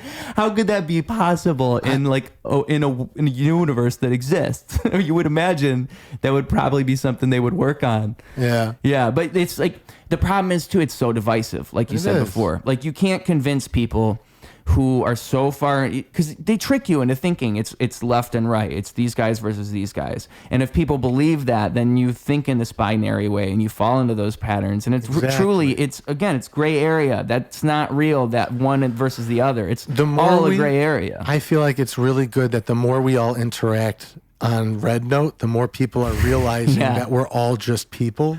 Well, that's kind of what TikTok was, right? That's how people thought of TikTok, is like, at least you're getting a community of people saying what they want to say, not curated so much like these other platforms. The only thing is, TikTok had a primarily, for the most part, if you were on TikTok in America, you had primarily an American audience and reception. Like, that's primarily what you were seeing. Yeah. But on RedNote, it's definitely primarily Chinese. Oh, really? It's with the exception at this moment, with the exception of all the Americans flooding it now. Exactly. But like I said, I'm learning. Like, I'm following Learn Chinese channels already, so I'm learning a little bit. Like, I learned how to say cat, Mao, and then you could say a cat, Yi Shi Mao. Yi Shi Mao. Yi Shi Mao. Yi Shi Mao. Yeah. Yi Shi Mao. Mao. Yi Shi Mao. And it's an easy one to remember. And that's a cat. So I just been going, like, to remember, I've been going like Mao, Mao, Yi Shi Mao, cat, cat, a cat. Yeah, dude, you might as well go on Duolingo. I'm sure they got it on there. I'm sure. I mean, I'm thinking about doing Duolingo for it, but right now I'm just having fun. I should post something. Dude, it's music. Music just communicates through all languages. Absolutely. I was going to suggest it to you, because I bet you can get a. I mean, imagine if you just become huge in China. That'd be awesome, dude. Wouldn't that be so cool? If I was, like Drake Bell. Have you ever heard how famous he is in Mexico? Yeah. Yeah, it'd be like that. Like, you guys don't understand. Like, they love me in China. They love me there. I go there, they're fawning over me. That would be so fun. Yeah, maybe I ought to do it. Yeah. Maybe it's worth the Chinese spy. Because the thing is, that's what I worry about is like all the Chinese spies just migrated over to the other app. Honestly, they're like, we need to get their information somehow. Honestly, the whole Chinese spy thing is the funniest propaganda. Well, listen. Because you know what it really is? Tell me. It's data mining. Yes. Not a Chinese spy, not a certain spy that's watching you. It's the data mining where these big tech companies take your data, they take what you watch, they take all this info and find the best way to advertise to you so that you buy things. Exactly. That's what I was going to say. And what's so funny about it is that your government would gladly do it to you. Like they do it to us all the time with Facebook and Instagram. They just don't want the Chinese government to be able to do it to us so well. They're mad about it. They don't want us to buy from China. They're like, you guys can't get all of their information. That's our job. They don't want us to buy from China. They want us to buy from Americans who buy from China. Exactly. They get mad about it. And it's just so funny because it's so hypocritical. It really is so stupid. Like, just make a better app then. If you really are the capitalist country that you are and you think this way, make a better app. That's the thing. This current form of capitalism does not they say it incentivizes ingenuity and competition, but instead everything buys everything out. It's just buying it out, becoming the biggest, and staying the biggest. That's why I say there has to be some that it's like capitalism gone overboard. It's like hyper capitalism. Like it's like if you took a good concept and then you just run it to its absolute worst possible ending, and that's where it's headed. Have you seen what electric vehicles are like in China? No. Dude, look it up. They are so much better than ours. Oh, really? They are so good. And it's because their regulations are about trying to build that market, while ours is trying to suppress it unless it's made by Elon Musk. Right. There's other companies, right? Rivian's a new one. I like Rivian, but the problem I've seen with those trucks is the frames, where like if you get like a fender bender in the back, and you need to replace, you can't replace the fender. You have to replace the whole body because of the way that it's structured. Wow.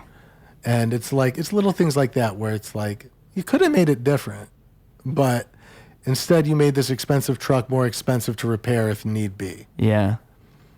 And it's in its infancy too. It is. Yeah. And so, meanwhile, in China, I can't tell you all the cars they have because I didn't do my research before coming on, but I do know. I didn't know we were going to be on this topic. I would have spent an hour. But I do know from being told because I work in seat manufacturing, vehicles, public transit, and all that, and we do work with Chinese companies. Yeah. That. They have an incredible EV market. Electric vehicles.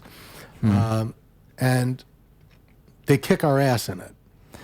Oh, that makes sense. Well, the thing is, so here's like what I wonder, because America can only adopt so many of those principles and so much of that success. Because you're right, it's a successful strategy. I mean, there's even a reason for the stereotype that Chinese people are smarter. It's because their education system's way more focused than ours. Dude, when you go on RedNote, there's a whole thing on it where it lists what your education and the education background is as one of the things. That's how important education is to Chinese culture. Well, exactly. And what I'm saying is like the way that Chinese culture is so much more naturally codependent than what you'd be used to as an American. Like the way that they operate is very focused on family and business and education and culture. If you're in a business, you're interconnected with the government automatically. I think like the government has to approve of your business for you to even exist.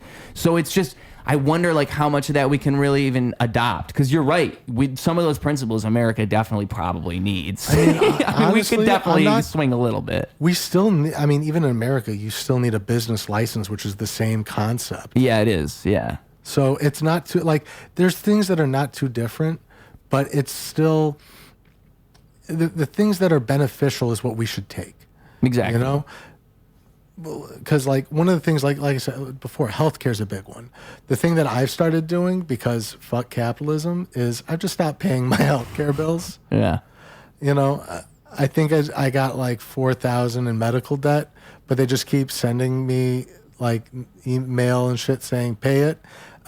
Goes to collections, and then the collection says pay it, pay it, pay it, and then after a few months the number drops because they sold the debt to someone else, and they say pay it, pay it, pay it, and I don't pay it, I ignore them, and then they sell the debt to someone else, and it gets lower and lower until eventually, this is what happened with the last one I had, it got to 25 cents.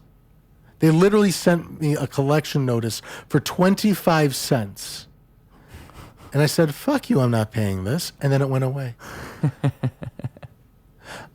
Why would you do that when collections agencies just transfer your debt and pay it off if you ignore them? They only only if you really acknowledge them, at least not for taxes. Don't do that for your taxes, but at least for medical debt. Yeah.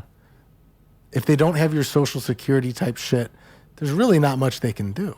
I don't know. Do they do anything if you pass away, though? Like, does that debt go on to anyone else? I wonder if that... I don't know, but I do know that if you simply just don't pay it, what are they going to do? Yeah, I mean, pass the debt on. They're going to try to they might try to garnish your wages or something, but I've never had, from what I understand, that's taxes, not medical. Yeah. It's so much money too, so fast. It is. Like for a regular American, like especially if you consider how inflation works. I mean, we all have less money than we did before. Yeah. Shit is so expensive.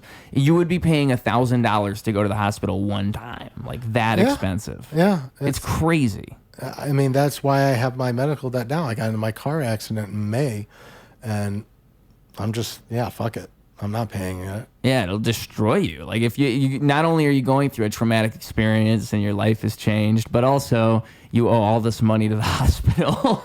Yeah. It's like just to add on top of that, It's like, by the way, even though your entire body and life has been fucked up, here's a bill. Yeah.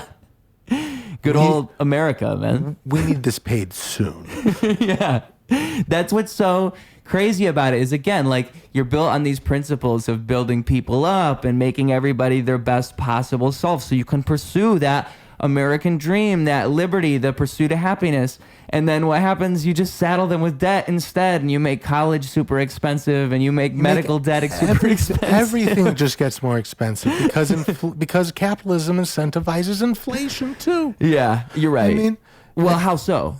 Because you need to keep the steady growth. So what better way to make things grow than to raise the prices? Yeah, but that can only go so far, though. At a certain, there's got to be like a cap to that too. You think so, but no. Well, it'll destroy a country. They've been testing it every fucking day. Yeah. They say, how much more can we raise the price of eggs before people just stop eating eggs?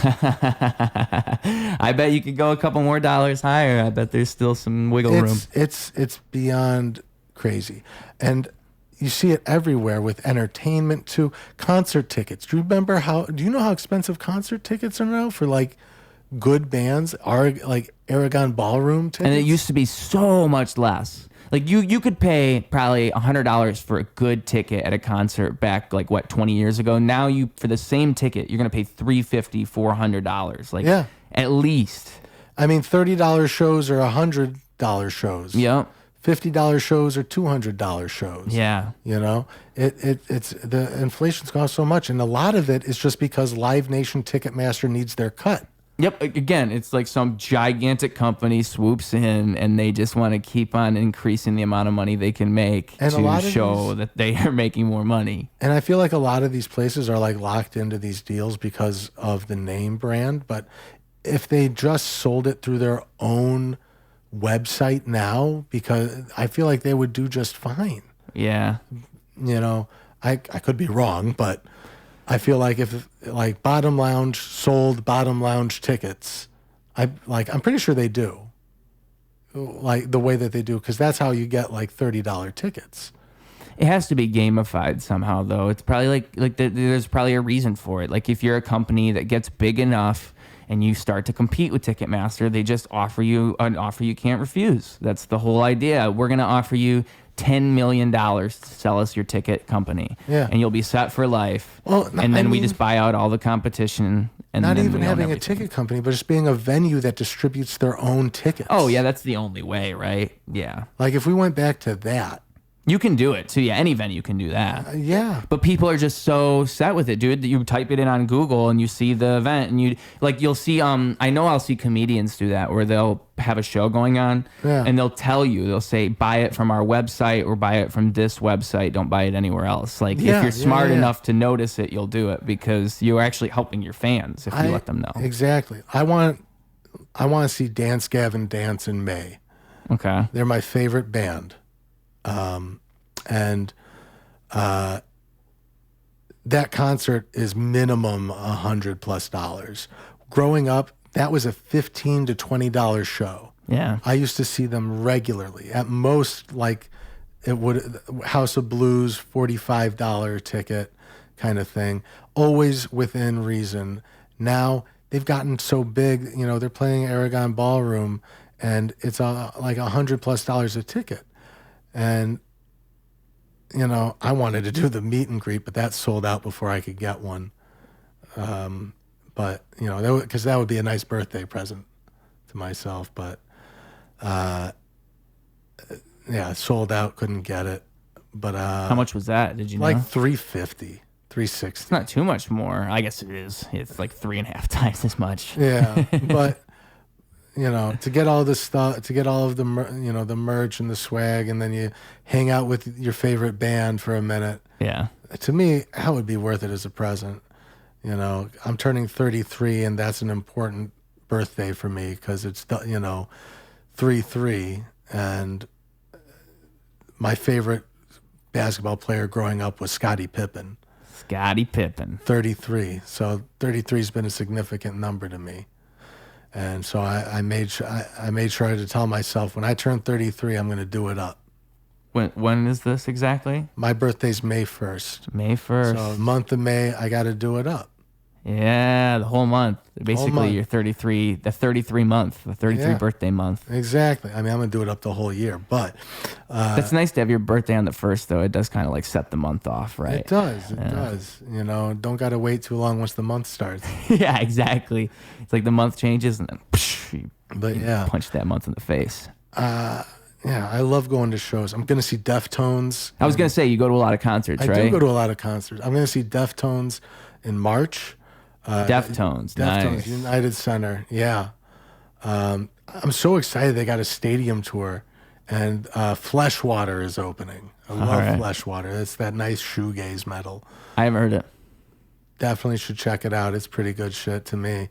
I like that kind of music. Yeah, really, I like most music, but especially like I think like Chevelle and bands like Chevelle and what's the band you just said? I'm forgetting the name all of a sudden. Deftones. Because they reminded me of each other a lot. Chevelle and Deftones. I discovered them around the same time. Yeah. But I had a friend who would always listen to that shit. Bullet for My Valentine. Yeah. Kill Switch Engage. Love 'em. Like all that music is so good.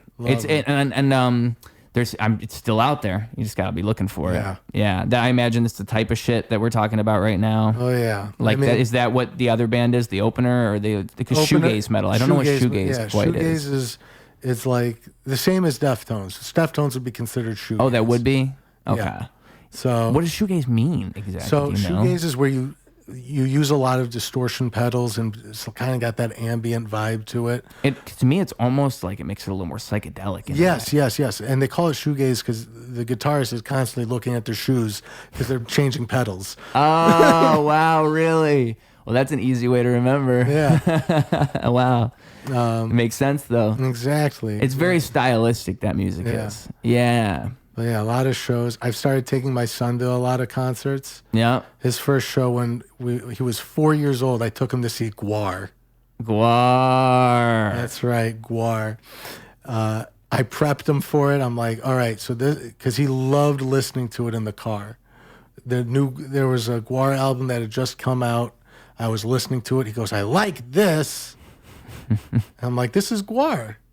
And then the song Fuck This Place came on. He goes, this is my favorite song. Hell yeah. And so we would play Fuck This Place, and he'd just shout, "Fuck this place!" And we would have a great time. And then I found out GWAR was coming to town. They had a show at the Forge in Joliet. Was it, 2 years ago, 3 years ago almost. And we get there, and the security guard looks at him and is like, "Is this your first show, little man?" He's like, "Yeah, I'm here to see GWAR, and my favorite song is Fuck This Place." And the guy cracks up, sends us in, and we see the whole show, you know, with Goat Whore and Necrogoblicon, and I can't remember the first band, but they were okay. But Necrogoblicon was great. And then we lost our spot in the balcony because we went to go get pretzels. And GWAR comes on, and we are like, I got him on my shoulders. We're trying to see. And security guard comes to get me. And I think I'm in trouble because I had him on my shoulders. And we're on the balcony and whatnot. And he's like, "Come with me." The same security guy. Same security guard. He brings us downstairs. He gets us backstage. He goes, "Here, you can see a lot better over here." My son's like, "Can we go back to the balcony?" I'm like, "No, we're not going back to the balcony. We're backstage. This is way better." What was the venue? The Forge in Joliet. Forge in Joliet. Is it like a bigger venue? How big is it? It's like a mid-sized venue. There's a nice balcony. There's a balcony and a floor spot. I want to estimate like 2,000, 3,000 people. Because I mean, I just asked because like for that to happen at that type of venue is pretty cool too. Like it's not like a small room that you're getting to go backstage. It's not tiny, no. We're talking it's like a big venue. It's like a good mid-sized venue. Yeah, thousands of people can fit in there. Yeah. Yeah. And so and you were telling me beforehand before we started here, you were close to the stage. Oh my God, we were so close.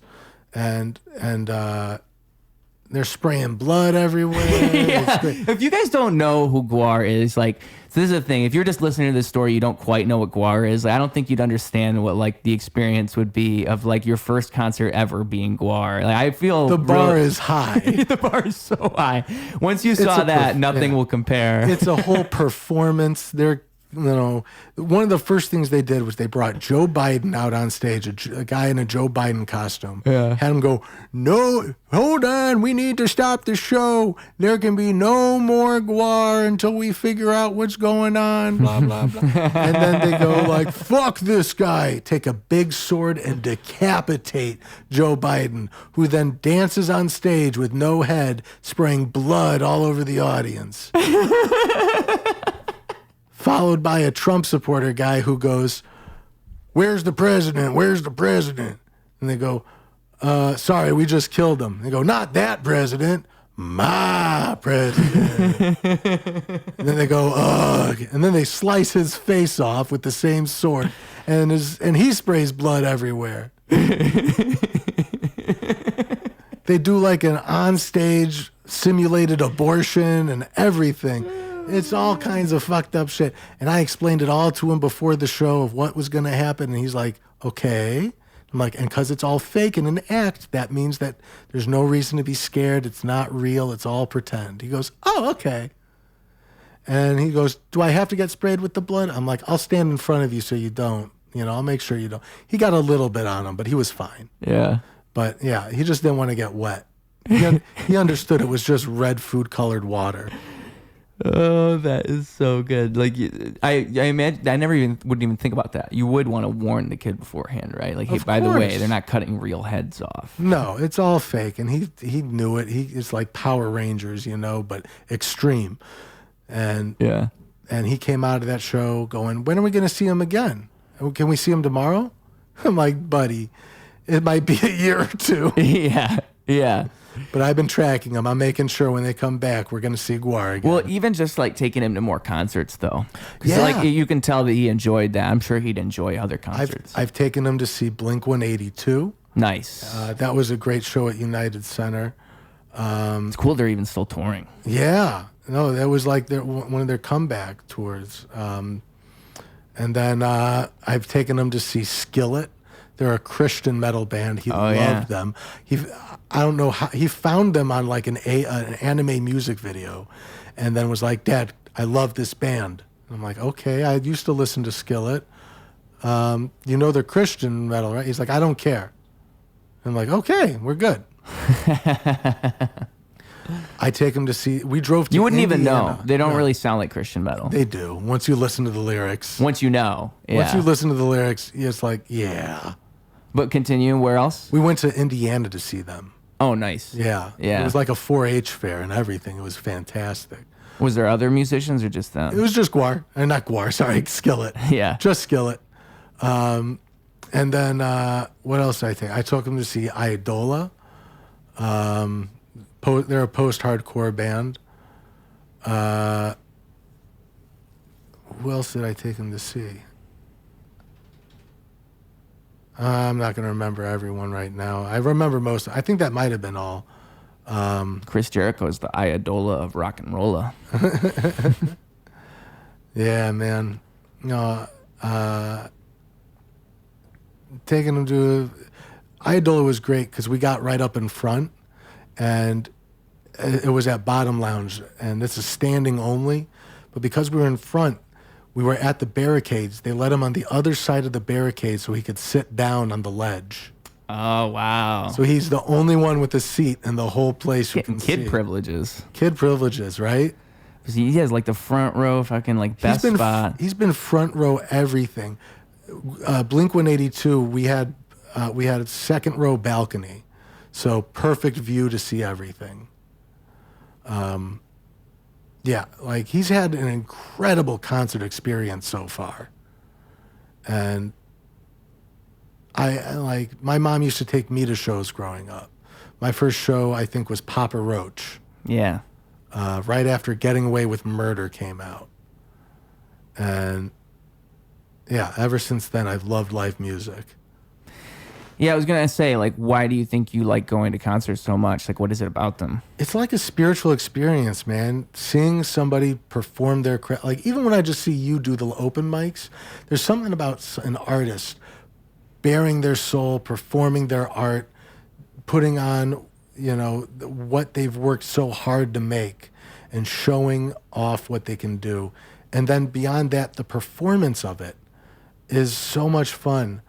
At big shows where it's like venues and whatnot, where you can feel the vibration of the amps and everything. Yeah. There's something so spiritual about it. Yeah, I think so. I mean, truly, I think what all people could benefit from is looking at everything in such a way. And I think music kind of teaches you that lesson. Yeah. Like all of life is that. It's all a spiritual experience in the end. Like it's how you interpret that experience. And I think music kind of taps into something so real, something so raw that we all kind of can identify with and recognize. And that's why it can speak to us in such a way. I think comedy is spiritual in the same way a lot of the time. When you can, Music, when you can comedy, change poetry. a room, when you can go on stage and like a comedian kills and they just ride that feeling, it's not even exactly just about what they say. It's about like what they just executed, like as a craft on that stage, how they were able to guide the experience. And it's a spiritual thing. It really is. The timing, yeah.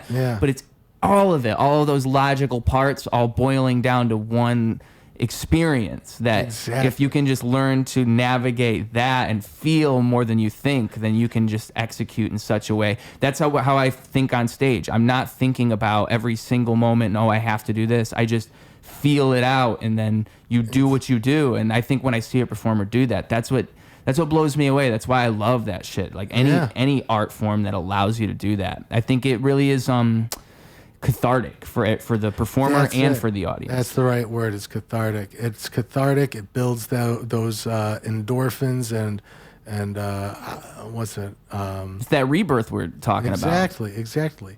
It's like you can step out of a show and like be like, damn, like that was just a great night. Like that felt different. I'm glad I did that. The last show I saw was Kurt Travis at Bottom Lounge. If you don't know Kurt Travis, he was the second clean vocalist for Gavin Dance. He was a vocalist for A Lot Like Birds. He's been doing solo stuff lately. He's got an album that he just did a 10-year anniversary called Everything is Beautiful. And he's got this really cool, funky band called Gold Necklace. All right. Check out Gold Necklace. You'll like them. Okay. That's like the most agreeable music I could ever say. It's funky, it's dancey, it's poppy, it's groovy, it's everything you could want in like some chill music, you know? Yeah. And get you to shake your ass. Hey, I need to shake my ass every now and then. Yeah. But all right, yeah. And any concerts coming up then? Next one is probably going to be Deftones in March because I'm broke. Hey, that's not too long from now. No, it's only a couple of months. So how often do you usually go? Like all the time? Couple concerts a year for sure. Oh, okay. Couple a year. Spread it out. Spread it out, you know. 'Cause some people go to like a concert every month or something crazy. I wish I could do that. I go mostly when I see an opportunity and when there's a show that I really want to see. Yeah. I don't go to festivals anymore. They're too long. Last time I went to a festival was Chicago Open Air Fest. That was a metal festival over at SeatGeek Stadium. I saw Slayer there right before they disbanded, and then they reband, and then they came back together. I'm like, well, I saw them before they disbanded the first time, so yeah. Have they broken up again since then, or only twice? I think it's only been one breakup. Last One I checked, breakup. they were back together. Carrie King's doing some solo shit too, but they're not like disbanded anymore. Okay. From what I last checked. It's always sad when bands like that break or stop making music or whatever it is, like System of a Down. Yeah, but also I do think sometimes bands need to come to their natural conclusion where they just don't have any more to do, and they don't, like Jane's Addiction should not make more music. Yeah. Because they don't get along anymore. Yeah. Why would you force that? It's just, I mean, if you're going to try to replace Dave Navarro or what's his name? Perry, you're not going to have the same feel of the band anymore. Yeah, with the band Chester Bennington, Linkin Park. Oh my God. Now they got a new singer. And it's like you might as well not even call it Linkin Park. It's not Linkin Park anymore. And it feels sad because like even his family was like, we don't like her. Mm-hmm. And we didn't want her. I think there's better choices out there. What are you going to do? But what are you going to do? They're going to take it and they're going to run with it. It's just kind of sad because you would have never predicted that when he passed away. You would have never thought like years later they'll think they're past it and then they'll get a new singer. It kind of just felt like it was over. Like Linkin Park's never going to make music again and we have to accept it. That's kind of the part that I think a lot rubs people the wrong way. They're like, this isn't a proper way to... And honestly, in my opinion, if they had even just kept going without Chester Bennington and just left... Mike Shinoda. Mike Shinoda, yes. And just left Mike Shinoda, I would have even accepted that as like a way to keep going. Yeah. Because Mike Shinoda's talented on his own. He is. He's got his own solo work that's great. Yeah, I mean, what's that? I know it's 10% luck, 20% skill. Fort Minor, that's the name of the band. Yeah, the rap group that he was doing. Yeah. He's a good rapper. Yeah. But like I think mainly he did rap though, right? He didn't sing as much as... Yeah, he didn't really sing so much, but like he does pop. Like, what's it? He kind of like, I guess it's still rap, but it's like, he's got that song In My Head. Like you could have, there's so many different options of what they could have done. But at the same time, like I said, bands should sometimes just have their natural conclusions. Yeah, you're right. I mean, but it's so hard to know. It's so hard to know. And every band is different. Like Korn, for example, they've went through so many different phases of sounds. Like at one point they made a dubstep rock album. And it works. It's good. I mean, I don't think it's changing bad. your sound is different from changing your lineup. Yeah. There's like Gavin Dance has had so many different clean vocalists, but stayed the same band because the core of the band is more so John Mess and Will Swan and Matt Mingus, the drummer. Like their bassist died not too long ago, and Tim Furyk, and that was tragic. And the idea is that as long as the sound or the integrity of the band is still the same, or the main components of the band are still the same, it can keep going. That's interesting. Yeah, That's like my what the soul is. Of Exactly. if it can carry on. And otherwise, if you want to keep making, because bands need to keep making music. You can't stop, them from making music because someone that was a core component died or left. But what you can do is start a new project. Mm-hmm. And people are scared to start new projects, I think. Yeah, I mean, and I think like it's one reason I like how in stand-up, it's kind of something a lot of comedians will tell you, or they'll tell each other, is like, you have to go to open mics. You have to go all the time. You have to get better. That's the only way that you'll get better. Yeah. Like, that's their mentality. And it's the same thing with writing poetry and music and everything else. You have to do it all the time.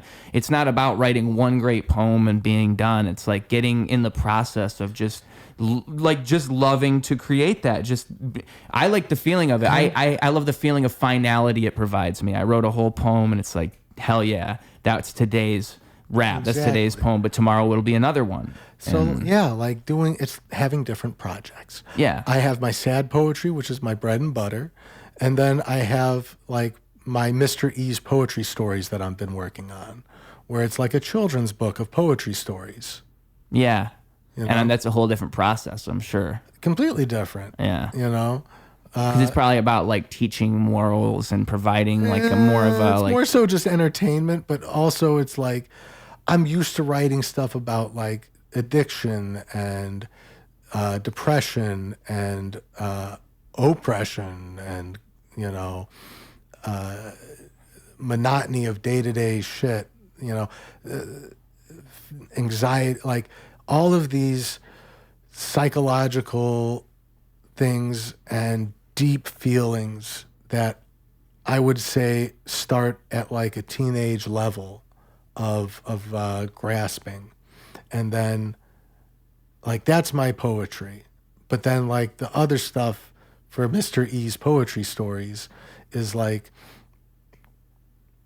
stuff about like a chinchilla militia fighting Godzilla.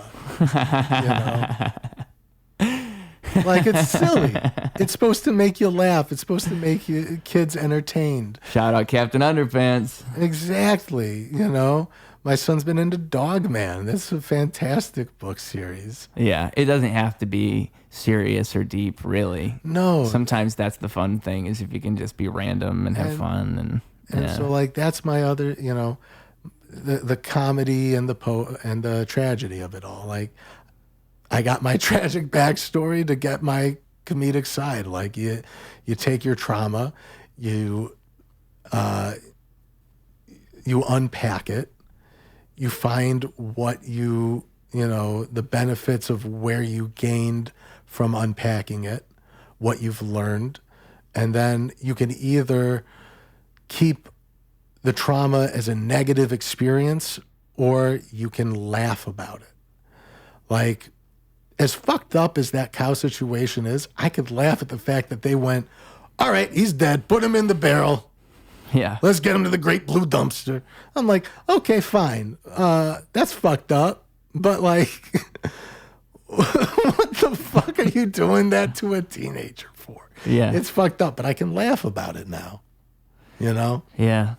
And it really is about the perspective of it too, right? I mean, just look how you want to look at it. I mean, you can look at it as this experience that is awful and traumatic and why did I have to go through this? Or you can look at it as like, well, that provided me a whole different perspective of reality than anybody else could possibly have. Like you can transform that somehow into, like you're saying, like comedy or wherever you want to put it. You can turn it into something else, and that's the crazy part of it. Whatever it was then can be something else entirely now. Isn't it like tragedy plus time equals comedy sometimes? Like that? I've I've never heard that. like 9/11. Yeah, yeah.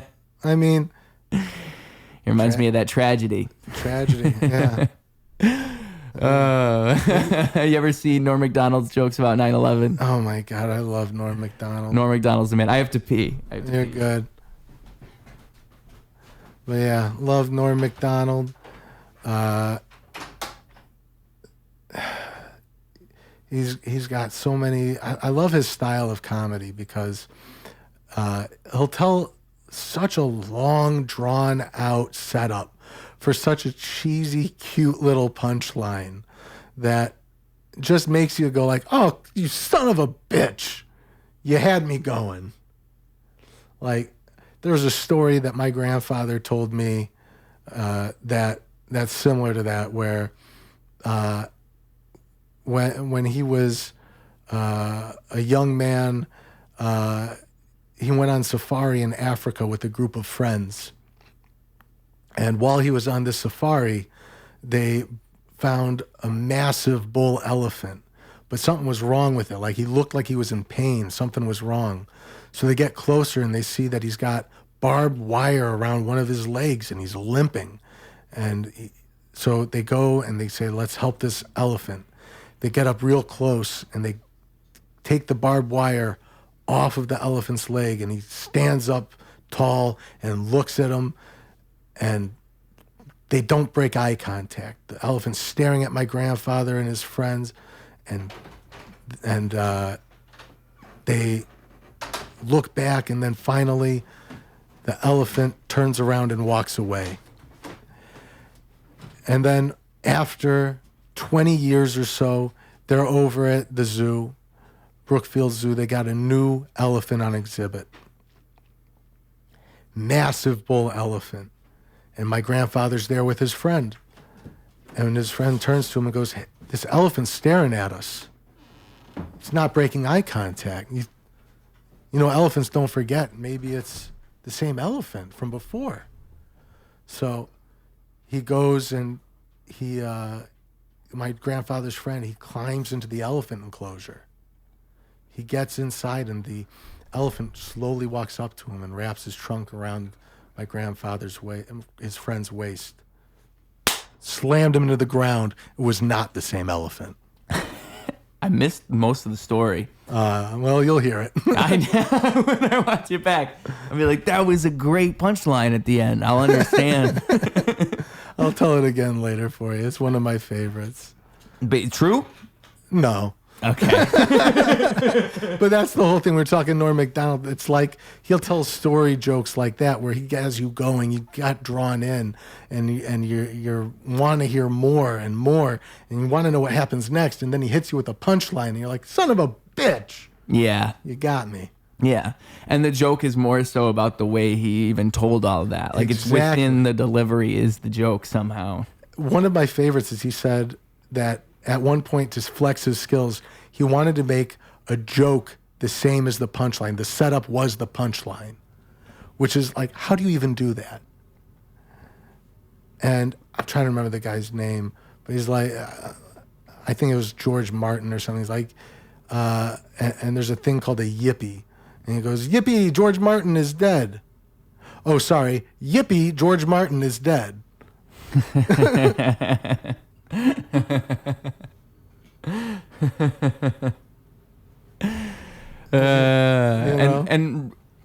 And somehow the way that he would say that would be like comedy genius. I can only imagine. I mean, yeah, like only Norm could take a punchline and a setup and have it be the exact same thing. Yeah. I wonder, I mean, how long did he do comedy for?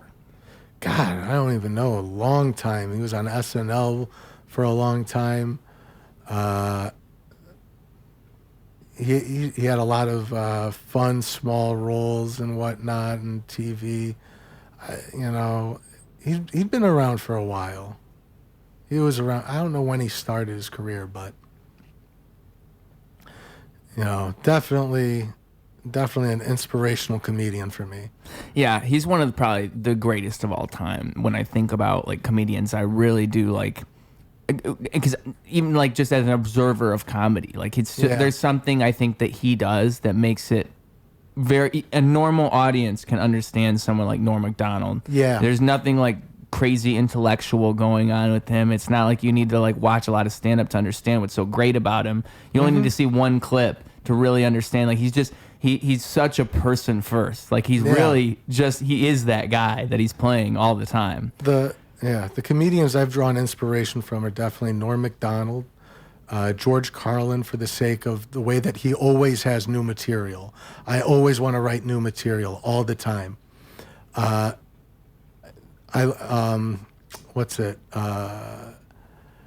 Mitch Hedberg for his one-liners and like quick wit kind of thing, where he's just got this like my Mitch Hedberg inspired joke is like, I learned what the opposite of a peacock is. It's called a peak hunt.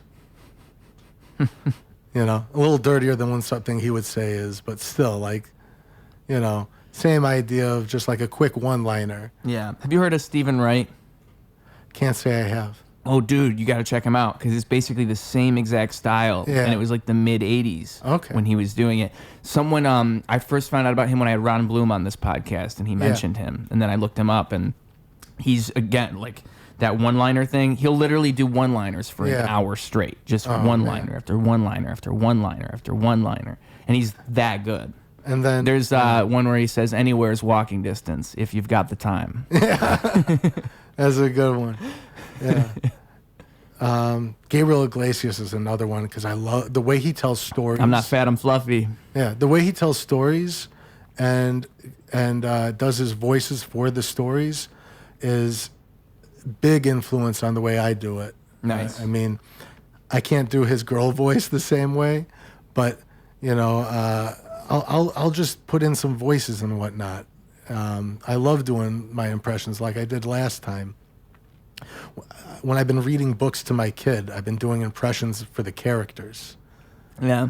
So like the Dogman book, Big Jim Begins, it's like the newest book. I've been doing this voice for Big Jim. He's got super duper cupcake powers. And my son just absolutely loves it. That's a good one. Oh yeah. Super duper cupcake powers. That one, how did you just come to this? These voices just they come to you? Sometimes they're imitations of other voices I've heard, and then like I just do my own sort of spin on it. Yeah. Like the Big Jim voice definitely comes from it's like a little bit of Barney, but a little more airy. And there was a character in an internet show. It was called Yu-Gi-Oh! The Abridged Series. And the voice actor who played the Tristan character, he would talk like this. And he'd say, my voice gives me super strength. And so there's an inspiration from there too. Definitely a Barney type voice still. Mm-hmm. And just hearing that and trying to imitate that. And then, you know, if I hear some good voices, I try my best to do it. Like if somebody's walking by and you hear their voice or something? Not quite like that. More so cartoons. Like trying to think, or like, you know, Kermit the Frog is a pretty standard voice for a lot of people. People like, what's it? Stitch from like Lilo and Stitch. You know? That's a good one. Yeah. How do you do Stitch? What are you doing with your throat? It's like tightening it up. It's like there's like a flex that you do in the back, and it's like coming from the back of your throat. There's a flex that you do, and it's coming from the back of your throat. Yeah. So it's something like that. But I don't think I got it as tight as it should be. Okay, I think I'm understanding that. Yeah. Yeah, that's a hard one though. I Yeah. can see what you're saying. You got to get back there. what made me realize I could do things with my voice at all is I could always do animal noises. Ever since Yeah. I was a kid, I could like make animal noises. I don't know if I Yeah. told you this last showed, time. Yeah, you showed me some of your animal impressions Exactly. last time. Because that's how I got introduced to it. I had to make sure that I haven't done that to you before, and I Yeah. have. But yeah, that's really like it's the same thing with the This one, it's way back there. it's the same spot you're meowing from. Yeah. You gotta like is it your It's kind of like Elmo, too. yeah. Elmo's way up in here, for sure. Elmo's a little bit more in the center of your mouth, and Elmo. then Stitch is in the back. Oh wow. SpongeBob. Can you do SpongeBob? Kind of. No, not really. I've seen been I've trying. seen Tom Kennedy do that. Yeah. Yeah. SpongeBob would be a hard one. I mean, Yeah, I can't do I can do SpongeBob. Patrick a little better. Yeah. No, this is Pat. This isn't a Krusty Krab. No, this is Patrick. Now, when you're on stage, I imagine when you do those combinations, you could probably easily come up with voices too, like just through doing that. By combining two different voices, you could easily create. I definitely a new try. voice. Like for my Hannibal Lecter and Dexter's Lab, Dexter. Yeah. Didi, get out of my laboratory. I'm eating mandark with some fava beans and a nice Chianti.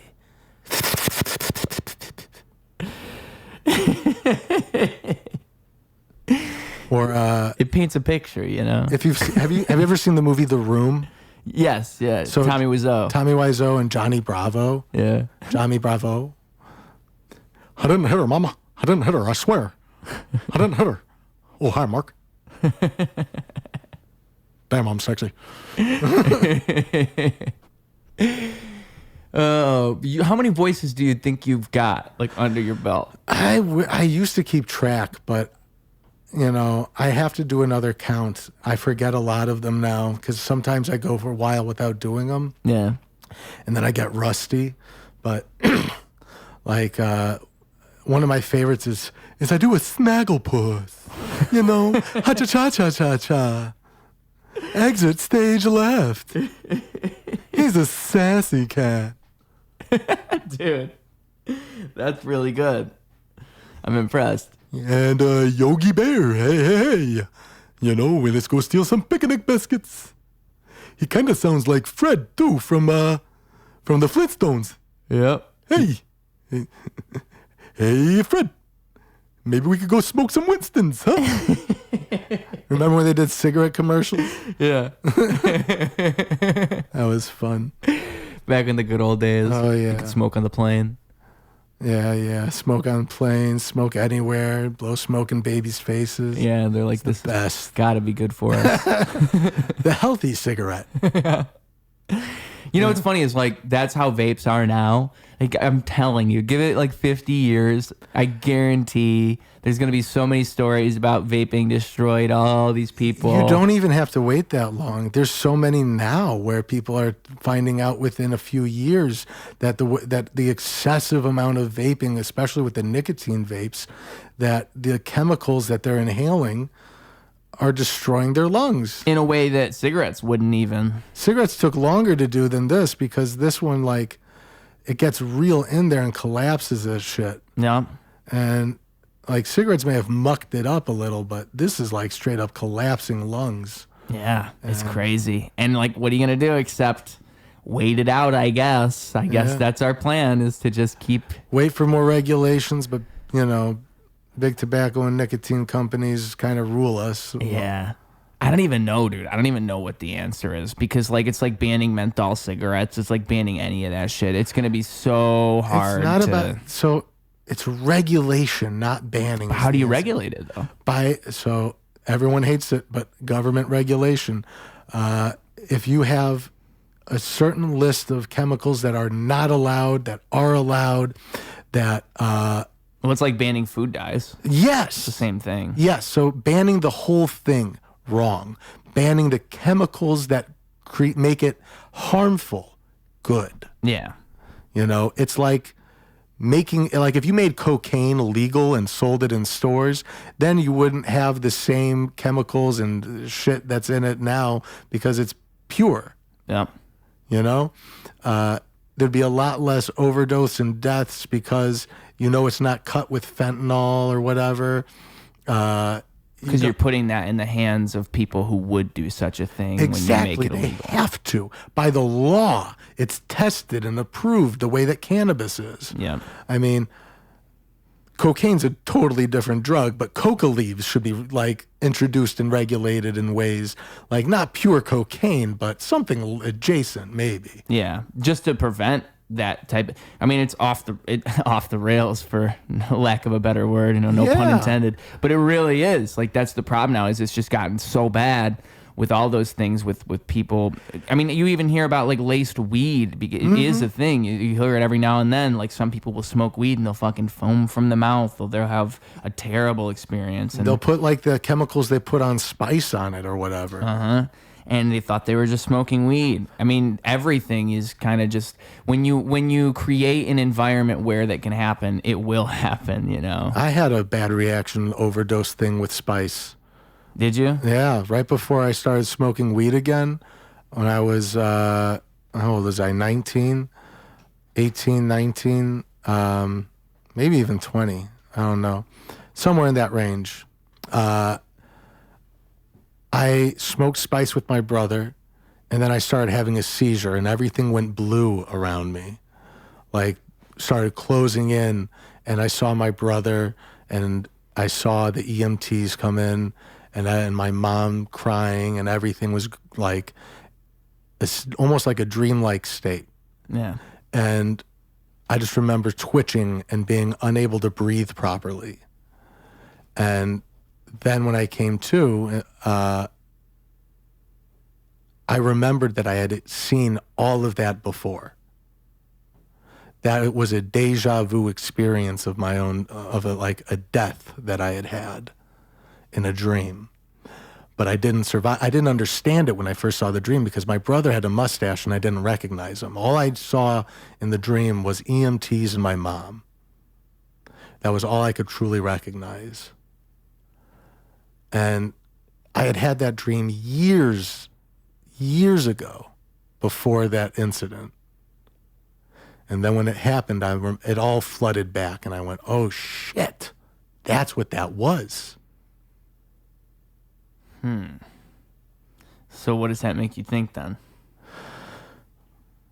Glitch in the Matrix,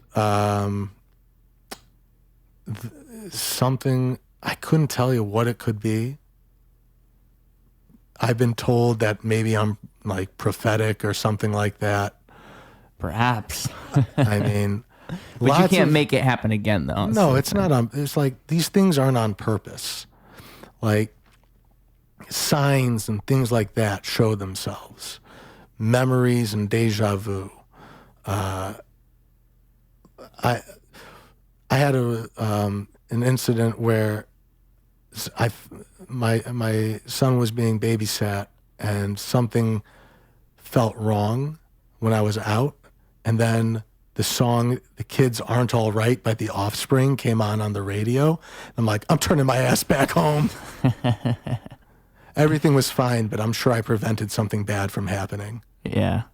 I'm certain that song wouldn't have come on when I had that bad gut feeling if something wasn't wrong. Yeah. Or So going to be. the universe speaks in strange ways. You got to believe in the dude way of the universe, man. It's The trying to dude tell way. you stuff. Yeah. The dude way speaks in funny ways. Yeah. It does. Like what? Like what are some other ways it might speak? Just like signs like that? Is that Signs really what like it is? that, you know, you'll something will happen that will affirm a decision that you've made, or that will just show to be essentially like the answer to your question. Mm-hmm. Like You find what you're looking for. you find, if you look deep, you find what you're looking for. Mm-hmm. Exactly. It's like what we were saying at the beginning.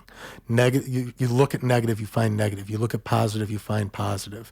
When you look for something, eventually you're going to find it one way or another. Yeah. Whether it's the truth or the delusion you tell yourself.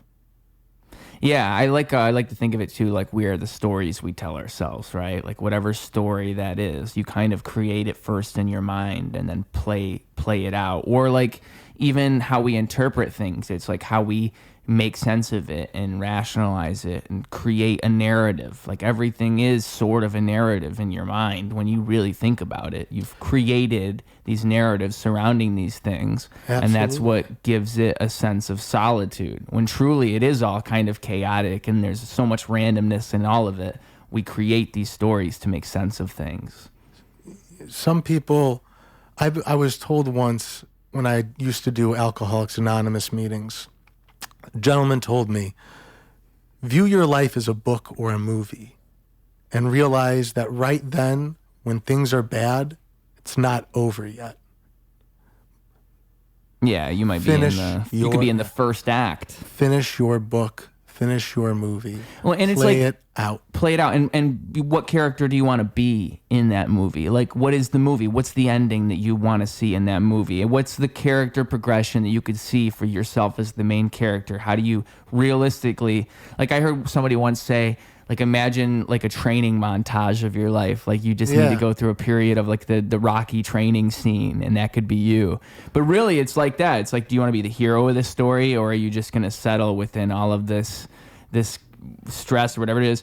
Another thing is too, like if you embrace all of those bad qualities, those shameful qualities that you dislike about yourself, you will see that negative and go downwards because you will think about all of those things all the time, and that's the story you're telling yourself, rather than saying like, I can escape this, I can get better, I will improve. And again, with like comedians going to open mics, I think it's such a positive, smart way to think, to just always try to improve and always try to get better and always work at whatever that craft is that you have that lets you chisel your mind and use your mind in the way that makes you. Through doing that, you just get better no matter what. Like there's little cheat, but none of it's easy. None of it comes easily. You have to actually work to get better and feel better. That's the hard part of it. Is Yeah. you want to spiral down, that's actually pretty easy. That's the easy route. It happens without any effort at all. You can go downwards. Yeah. Yeah. Definitely. Wow. Yeah, I think we got the moral of the story here on the podcast. I think we started there and then we went all the way around. circle. Full circle, yeah. I think that might be the good spot to close it off. Wrap Yeah. it up in a bow. We are what we tell ourselves. Play your movie out and keep your book going. Remember, there's always more story to tell.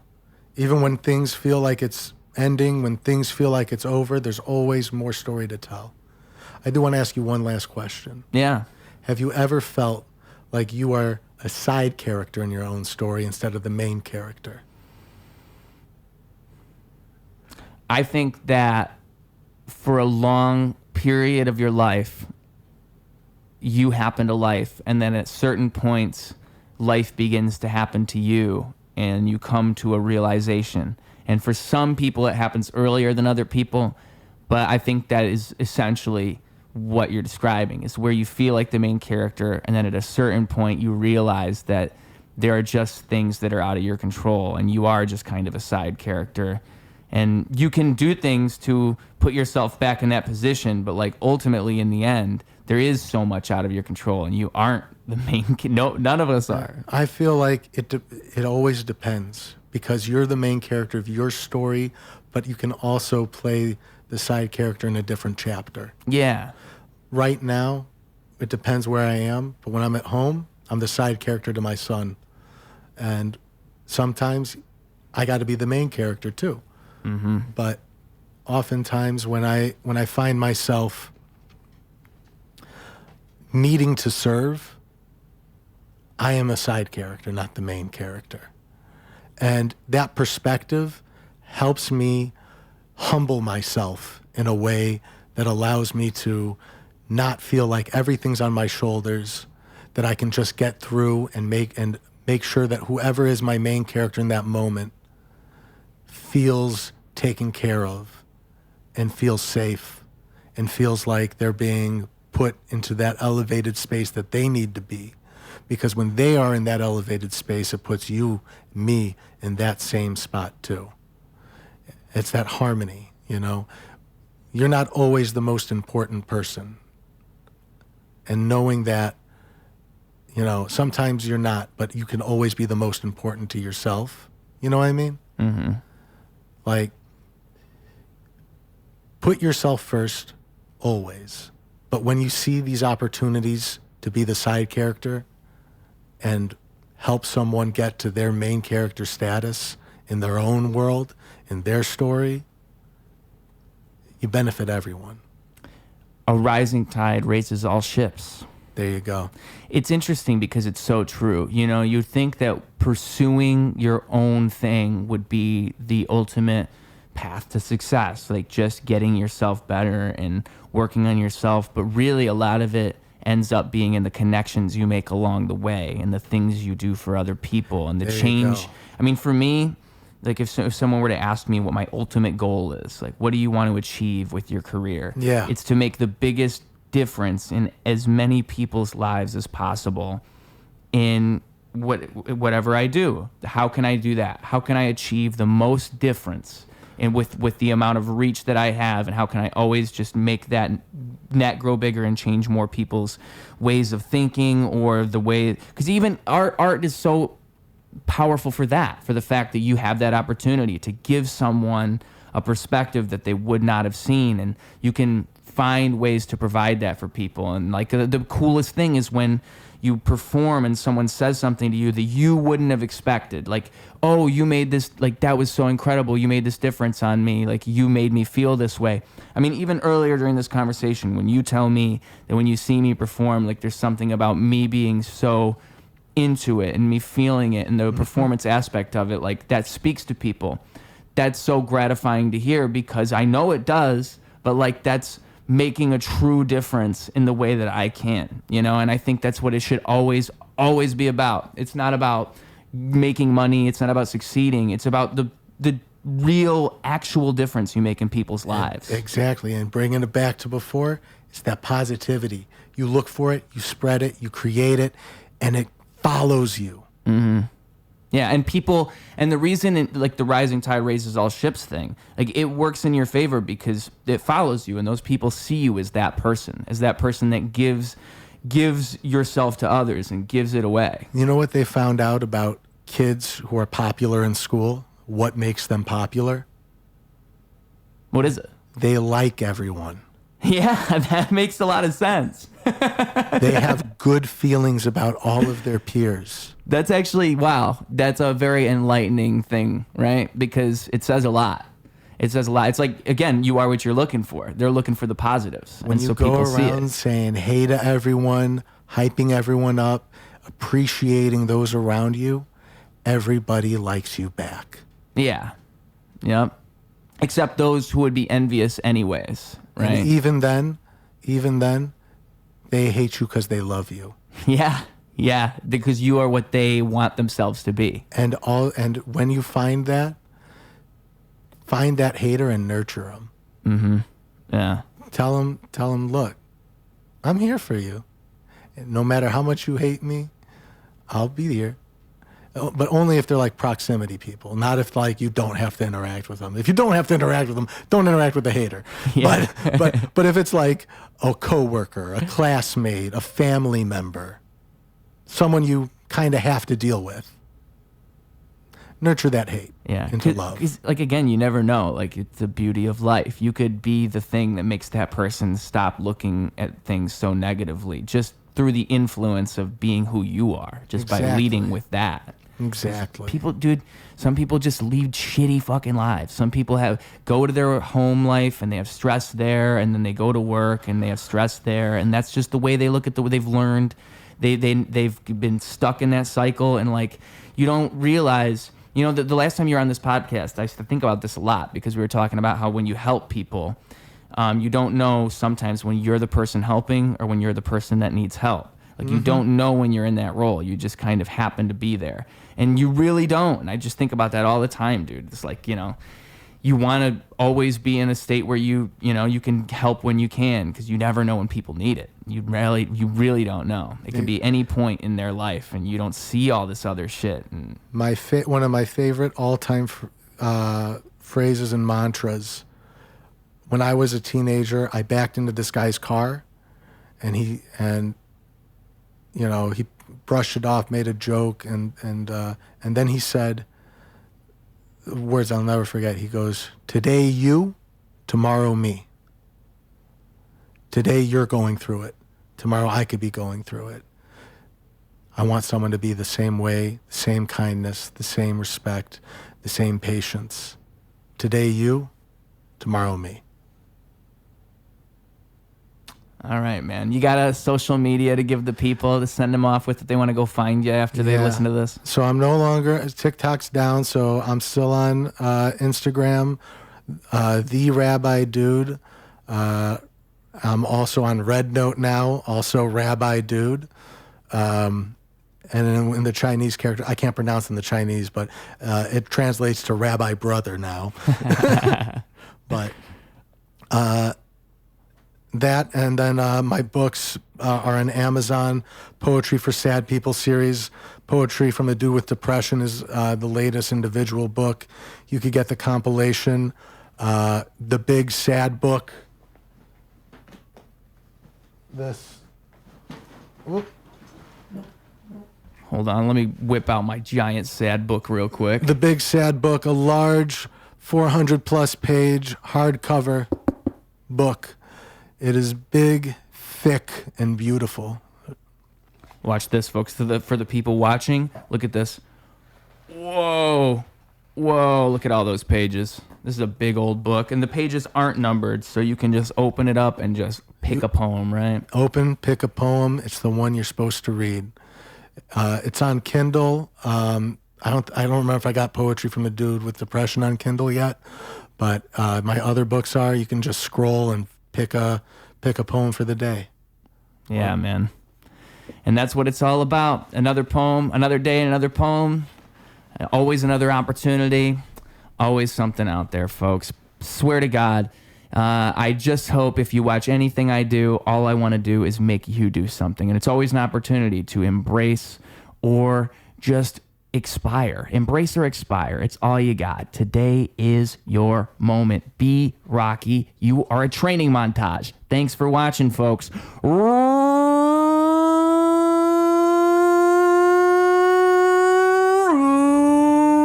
Radio. Clocking out. Been too long, I don't think I could face it.